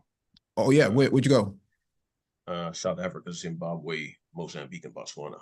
Oh wow. Yeah, I spent most of the time in Nice. Zimbabwe actually. Nice. But yeah, I noticed, especially in Mozambique and Zimbabwe, the basic infrastructure is lacking, especially outside of the cities. They Like I seem to be noticed, stuck in a time warp. yeah, Most of these sub-Saharan countries seem to be stuck in a time warp of something, either because of civil war or something got started. I think Rwanda seems to be more accelerated than the rest of the countries, mostly because they seem to get a lot of support. But South Africa, from a grid standpoint, still living in the early 1960s. yeah, the load shedding thing, I couldn't Yeah. believe it. Like in South Africa, like at 6 p.m. power was shutting off. The Oh hotels yeah. had like generated. It's crazy. Yeah. Zimbabwe as well. Yeah, half the country was shut off, or half the city was shut off because they need to load shed, to another portion of the city. Traffic lights are off and things like that. And so I got my idea from my startup being in South Africa, looking at the infrastructure, looking at the environment, saying this is not really you can't do business if you don't have electrification across the board. And so I've always suggested when I was there back in 2020 that all African and Caribbean countries and Latin American countries should come up with a integrated model for adoption of renewable energy. You can get a lower price for quantity if you actually made the purchase together, and that's where the Africa Development Bank comes in, the Caribbean Development Bank, and EXIM, the Africa Export Import Bank. All of these institutions need to work together in order to create capital, access to capital, make it available so that you can actually facilitate these large purchases, because everybody is in the same boat, for all intents and purposes. Maybe not Ghana, but even Ghana, if they brought on electric vehicles onto the market, they're going to need some great capacity too. I mean, once you get 100 plus buses and cars plugged in at the same time, yeah, your grid's going to come down. No question about that. But to Ike's point, I think Ike made a really good point about the energy density of renewable energy, because this argument raises a contradiction, because they're following the Chinese model that would involve burning more coal. You notice China didn't sign on to this COP28, India as well. Like going to Zimbabwe and Mozambique, it's going to be very difficult for them if they can't burn that cheap energy. And they have it. Zimbabwe has coal, Mozambique has oil. Yeah, so I'm worried that the green movement might keep like developing nations in perpetual poverty. They can't industrialize if they can't get the cheap energy. It's interesting that you mentioned the COP28 agreement. Am I coming through okay, you guys? Yes. Okay.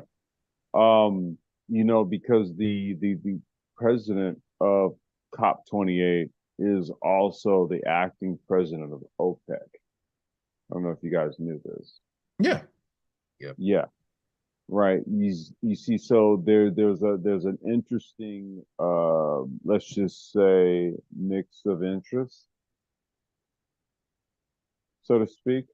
Yeah. Right. Yeah. So I would kind of look at that with an objective view, this whole COP28 thing, when we kind of consider the players and who's determining and writing the rules, right? Versus what is going to be advantageous for the landscape for various locales and communities, right? You know what I mean? This is where we have to kind of be selfish in our own rights, in terms of what's going to work best for us, right? And I think in certain scenarios, going PEV, EV is going to be, it's good. That's going to be the best move in certain scenarios. Whereas in others, I can tell you right now, in California, where I'm at right now, with the type of mandates that they put into effect, and there's no sign that they're trying to like, maybe say redact this type of stuff or change it or anything like that. If they're really going to stick to this and they say by 2030, yeah, we're all going to be, there's going to be a lot of people in California up shit creek, right?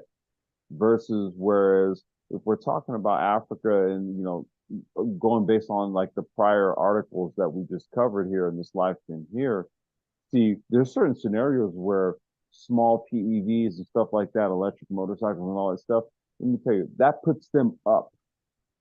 That puts them up. You get what I mean? Yeah, right. You see, so this is, yeah, COP28, Mike, that might be even a live thing you need to do. You kind of cover that and go over that. Right. I mean, COP28 is a very vast event. That's not something that, you can just kind of sit down and talk at the high came level. up, and there was a big decision that was made here this past week with regards to fossil fuels, right? See, so I would say no bare timelines, minimum. No. Say that again, Jay. With no deadlines. So yeah, to your point, yeah, it is a little bit sketchy. Yeah, and I was saying bare minimum. We just kind of covered it and just kind of threw it out here as far as information. But yeah, there is something to that. Yeah, absolutely. Yeah, because a lot of the events weren't publicly broadcast for the most part. So you don't really know who signed on to what and who did what for the most part, unless you got to go read through the material.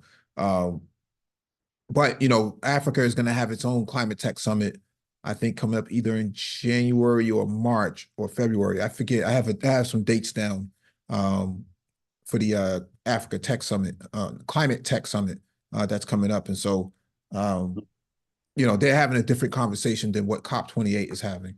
Yeah. But to the point about nuclear energy, they were having that conversation in Ghana at the Tech in Ghana conference, in the Africa Bitcoin conference, that SNR, small nuclear reactors, is a topic over there. That is a topic. The only problem, to mine Bitcoin? No, for electrification as a whole. Oh, okay. I was like, bro, yeah, because you need data centers, but data centers require a lot of energy, and you don't have the electrification to, spin these things up. What are you going to do? And so SNRs are small nuclear reactors that would actually be beneficial for the electrification of a lot of the industrialization that needs to take place that does not exist currently. And so it's a very quick solution. You drop it, off of a 18-wheeler or whatever it is, and then you keep it moving. You can have it spun up in a few days, if not a few weeks. And so that is a discussion, a topic that was happening at the event when it came to Bitcoin, because of the adoption of Bitcoin on the continent is very high compared to other places, mostly because there's a desire to de-dollarization or de-dollarize. Most of these countries want to get off of the dollar if they can, primarily because they're hurting. Their economy is pegged directly to it, and so they can't really do all of that unless they have some kind of energy, and they need energy now. And I think that wind and solar is an easy topic to be had because it doesn't necessarily cause that much impact. Whereas what happened in Japan and what happened in the United States had actually, scarred, the nuclear image for that matter, the nuclear branding for that matter. So nobody really wants to touch it. I mean, solar panels are already built, right? Yeah, but we build out of the arrays. Go ahead. I'm sorry, Jay, go ahead. Yeah, no problem. So with regards to nuclear, that'll be on the new side of things. Okay, do we go nuclear? Do we go with the other renewables, if you will. However, there's a question of development, which also ties to the access of capital to capital, and perhaps it's also kind of perhaps like a question for Jay, or because the idea that you brought up would suggest that there are certain stages of development that you cannot necessarily skip. And if the people whom burned coal in order to get to the penthouse are telling you, oh, now you can't burn coal anymore because now we're living the good life in the penthouse and we can afford certain things and we have access to capital to do, windmills and this and that and the other. But you at the basement, you can't burn coal. You're going to need to get in on our program. That it's not necessarily in other words, you're going to need to prove somehow to me why this particular set of steps is skippable for me. How come I get to not burn my coal when you burn the shit out of everything in order to get, and China most recently just did this hop and skip, right? So it's like, it seems like we have to pass through a particular point. It doesn't mean you have to be dirty, right? Because again, I like to separate the dirtiness from the climate change aspect, right? Because they're separate, right? So it doesn't mean you have to be super dirty about everything, but we cannot get on the standard of the people in the penthouse, precisely because of this adjacent point of access to capital, which is really about access to dollar, the euro dollar system, right? And you brought up good points there, Mike, regarding the facilitation of trade between these African countries in a way that will circumvent the dollar. Now, de-dollarization typically is what that is called, or people whom have that particular thrust. But without going full, rallying cry de-dollarization, there is a need to get out of the trap of, for example, having to grow cash crops just so you can have dollars to buy a few measly machines, because no one is going to take your stupid Kenyan shillings or whatever. Even Uganda is not going to take your Kenyan shillings. Everybody wants to transact in the dollar, and including the middlemen that facilitate these transactions, right? So you could say, hey, Mike could say, hey, I'm going to take X amount of rice and give it to someone in Nigeria, and Nigeria is going to give me X amount of oil.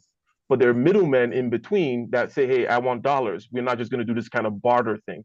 So if these institutions and banks that you mentioned can help facilitate, and there are many avenues and many modalities for facilitating this type of trade amongst African countries in a way that circumvents the dollar. And it doesn't mean the dollar is going to go away, but it's a means of getting out of certain traps, such as, you have to do certain things because you need to export them in order to get the dollar. And then you can never get out of it. You can't even grow things that you eat because you have to grow cocoa to, sell to Sweden to get some measly dollars. So having to get out of the capital because, the dollar, blah, blah, blah. And the solution for that being, you need to facilitate trade amongst yourself in a way that circumvents the dollar. And you cannot be under that, that burden. And at the same time, people are telling you that you have to have a higher standard with regards to what you burn for your energy. I think my position is go ahead and burn the shit out of it, right? Just burn what you got to burn as long as you know where you're trying to get to, right? And you don't have to be dirty about it, right? But I'm not buying fully. In other words, I think that the argument needs to be made to me. Like you could say, hey, you can skip landlines and go with regards to telephony, right? You can skip landlines and go straight to cell phones. But I'm not sure how my economy is going to skip me burning some stuff in order to get some basic infrastructure and get some energy and, deal with some food, clothing, and shelter type stuff in order to get to this next level where I'm now thinking about wind and solar. But yeah, just some thoughts. Yeah. Thailand just spun up a new clean coal factory. This sort of factory that a clean coal power plant that Donald Trump. It captures the output, the pollution output, and puts it into this sort of carbon capture stack that reduces the amount of pollution. I don't know how viable it is. I haven't really looked all that in depth into it, but it seems like that is the logical move for a lot of African countries, is to get the most advanced carbon minimum solution that they can get that's already existed. North Korea has a lot of coal they can sell for a few bucks. They're always looking to make a few nickels off of the coal that they have because they can't sell it to China anymore. China doesn't need it. They have their own coal that they can get from some other places, maybe more Russian places, places like Russia for that matter. And so I think that's what I'm saying. Like, I don't think that Africans are, or maybe I could be wrong about this. I think that the approach that the CARICOM and the AU should have is, what is the most viable solution that we can all agree on, and let's all put our resources on it as one collective group so that we can all move together on the same pace while adopting the same solution together. That doesn't, it's not all that far-fetched. The EU does this all the time. I don't see why, CARICOM and the AU and the thing for Organization for American States. I don't see why they don't do the same exact thing. It is possible to do. Jay? Yeah, I mean, I agree. We definitely need collaboration and solidarity for energy specifically. I mean, these things are highly specific to the countries. I mean, even in the EU, for example, like France is a nuclear country. Yeah. But Germany banned nuclear power. Yeah. So, I mean, collaboration in that sense wouldn't be viable, because why would Germany invest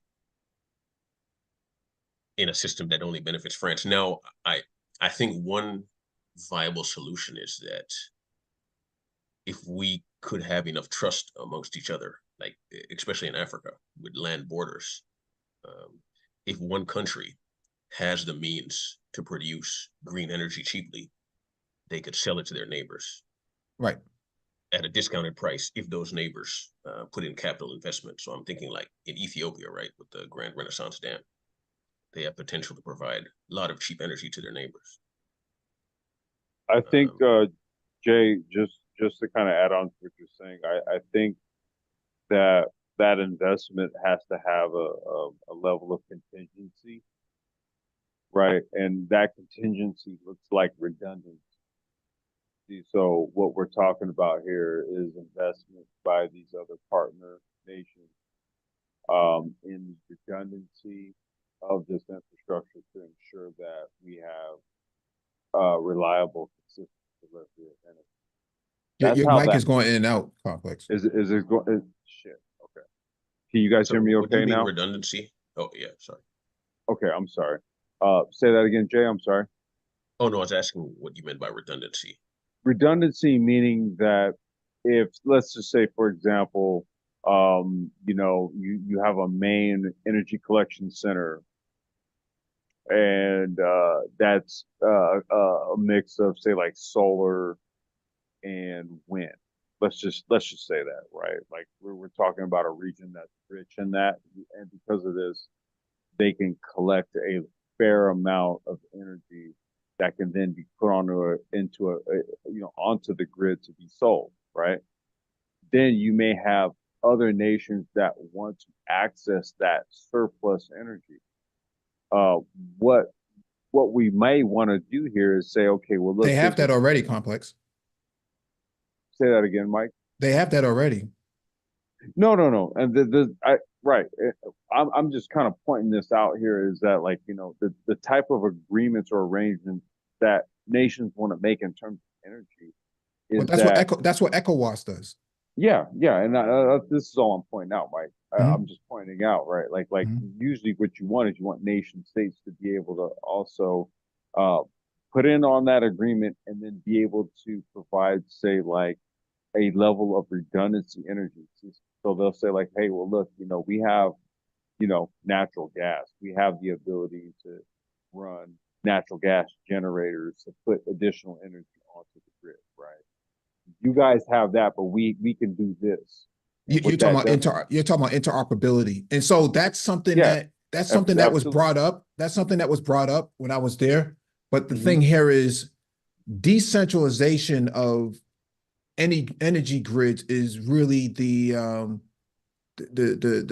long-term strategy, primarily because you can go miles without actually having any sort of from one city, like to go from Accra to Kumasi, that's a long trip.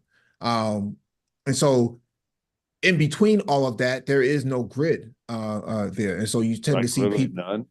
Yeah, you tend to see people just kind of living in these shanty towns, these sort of villages and whatnot. They don't really have that sort of, they're not connected to the grid at all.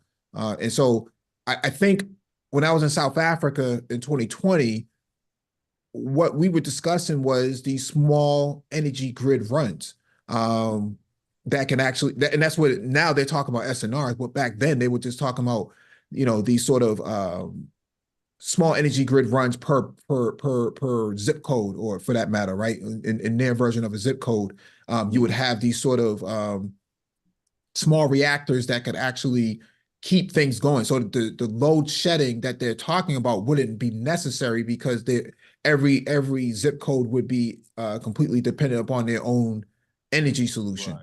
Okay. And so that's kind of the conversation that they're having over there. And so interoperability between nation states is something that was discussed before, and ECOWAS does a pretty good job at that, with Ghana supplying energy up to Burkina Faso and other members in the region, and so on and so forth. And now you have like Algeria, have a pipeline from Algeria to Nigeria and whatnot. These things have been long discussed. It's just a matter of where's the capital to make it all into operate. And so I don't know. I don't know what they're thinking. I know I do follow the AFDB pretty closely, the African Development Bank pretty closely, mostly because Dr. Akawumi is a pretty brilliant guy when it comes to finance and these sort of projects. And so I pay close attention to what he says, and if it's something that they're financing, I think that they understand what the needs are. It's just a matter of getting the buy-in. How do you get folks to get on board and actually subsidize some of these sort of things? We look at it differently in the United States because most of our grid is interconnected to each other. See, Mike, I was just about to go there, dude. Like, I think, and that's kind of where I'm sort of overlaying how we built our energy grid here, right? Mm-hmm. And looking at it there, mm-hmm. right? Because there's a lot of development that's needed, right? So I'm kind of looking at it in that light, but then there's a lot of things that I'm not fully aware of in terms Mm-hmm. of the tapestry, the different relationships between nations, how things work, right? That's me again. Being that guy who doesn't really have like the feet on the ground intel to kind of know, you know what I'm saying? So one question. Go ahead, Jay. Yeah, I just have a question about this discussion that was going on in Ghana. So they're saying, is it cheaper to set up a microgrid than to just put up a pole and some cable? No. In Ghana, they don't have that problem, but in South Africa, they do have that problem. And so microgrids were something that was brought up as a way to compensate the load shedding. In Ghana, they don't have load shedding like that. But if Ghana was to spin up, more factories, more infrastructure, then what would be needed is more energy, and they don't have that on tap like that. It's just not readily available. Even in Massachusetts, where I'm at, they want everybody to buy electric vehicles and whatnot. Yeah, that sounds good, but you need 150 more megawatts to pull on, Mike, and you don't have it. You can't even do that in California, bro. Yeah, and so that's the microgrid solution was to have these sort of big buildings, these especially in Santon, right? Every building should have its own energy capacity. It should be able to produce its own energy. And as it stands right now, they don't do that. Grid is old. They're dependent upon a very aging grid, and the solution that they would need, they would have to talk to the Russians about it, because the Russians are the masters at this.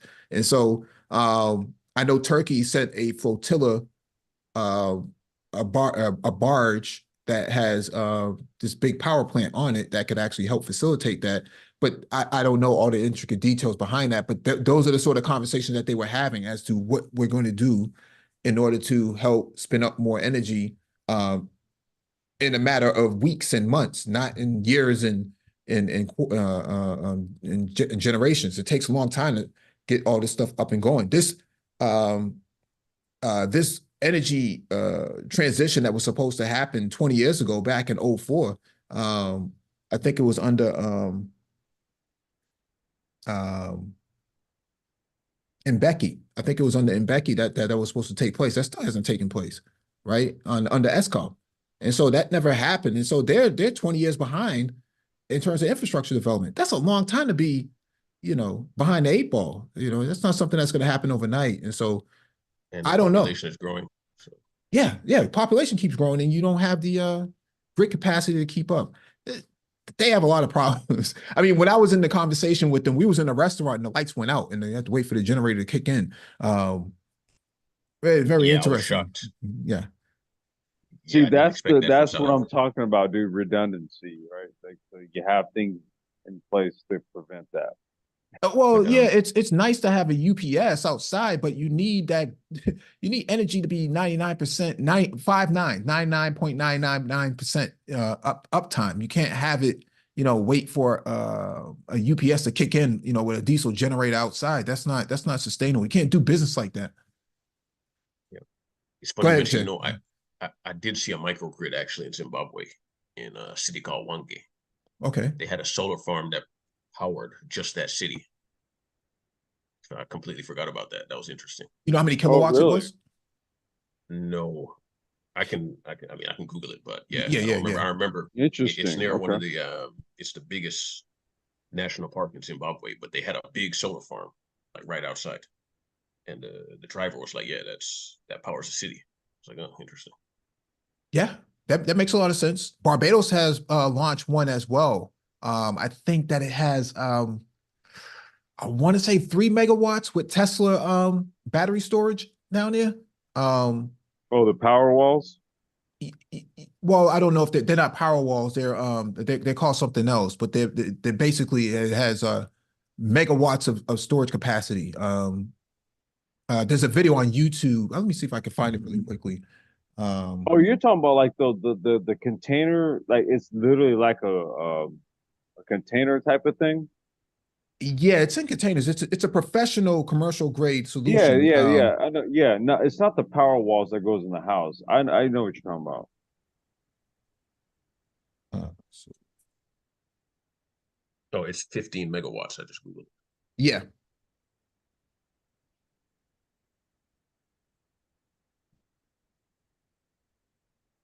Well, it cost 7.5 million to build. That's not bad. Yeah, I've seen it before. I've seen it recently. Oh, you know what? It's the Someone else same was thing. down there. Go ahead. It's the same things that they deployed in Puerto Rico, yeah? No, not necessarily. Not necessarily. It's a little bit different. Puerto Rico was more of a residential to commercial application, whereas Barbados spun it up from the ground up to be what it is. It's meant to. It's an alternative solution to what they were already using before. It's meant to do exactly what it's designed to do.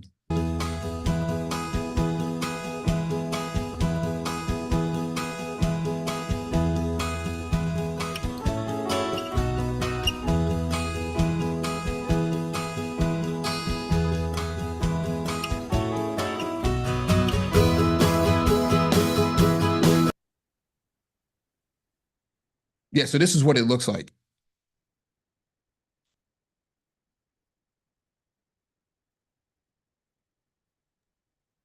Oh, okay. No, okay. I see what you're talking about. No, that's not okay.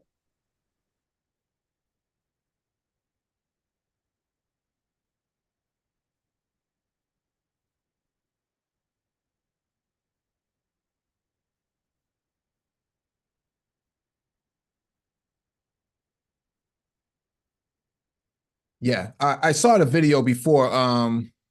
There's a woman who did a live stream on it. It's actually pretty interesting to hear because they do tours, these sort of tours about the grid, and so they were showing how they actually built it from the ground up. The And one it in was actually, Barbados. Yeah, it was actually a Bayesian woman who was the chief electrical engineer or something like that who was showing it. I wish I had kept the video, but it's actually a really interesting tour that they do. And it's not the only one that they have. They have multiple ones across the country. And that's kind of like my point. Like Singapore has a plan, if not already in place, to pull solar power, photovoltaic power from Australia over a high voltage direct current cable. You would think that the Caribbean would be thinking along the same lines, that you can interconnect every single island, full of renewable energy power, and have all of this battery storage capability per island. You wouldn't have to be all this dependent upon, quote unquote, fossil fuels. I mean, I don't know what they're thinking. That's just me thinking out loud, but I don't understand what they're doing. Well, high voltage DC, you still need a cheap source. I would think that a high voltage DC line would be great to connect to a land-based Caribbean nation like Guyana. Yeah. For example, like they have a lot of fossil fuels. They can provide cheap electricity to the entire region. Mm-hmm. And a lot of land for solar projects, wind farms. Right. Most of the country's uninhabited. But that might be difficult in some of these smaller islands. All right. Any closing thoughts, Ike? On mute. Yeah. Thanks for having me on. Great conversation. I think there are many opportunities, beginning with where we started off in the micromobility and what it represents, right? Mm-hmm. And also all the way through to mentioning Africa and the problems which represent opportunity, right? There's still another place left in the world where you can get exponential growth. It's there. It's emerging. Things are a bit chaotic and all that kind of stuff. So there's volatility, right? Risk and reward, but you're not going to get the big reward without the risk. And the problems that have been mentioned regarding the access to capital, whoever solves that, right? Whoever's going to be able to facilitate that, maybe it's some cryptocurrency or whatever. I mean, that's an easy.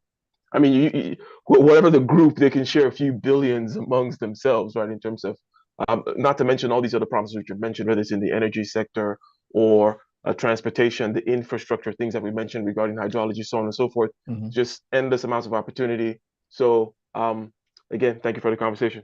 That's it. Absolutely. Jay? Nope, thanks. Oh, Ike, I heard you live in the Bay Area. So you in the Bay? Yep. Nice. Yeah. More or less six months out of the year, I'm in the United States, and most of that time I'm out here in the West Coast, but mainly based, yes, in the Bay Area. Yeah. Okay. Cool. It's an AM1 in the Bay too? Yep, AM1's in the Bay. What's up with y'all Bay cats, man? It's where it's at. Jobs, we gotta work. I don't know, dude. I don't know. Complex, any closing thoughts, man? No, we're all good, Mike. I appreciate you for hosting this one, dog. We'll be back for another one. All right. Thank you all for joining us. Please hit the like button on the way. I'll share the video if possible and hit that notification.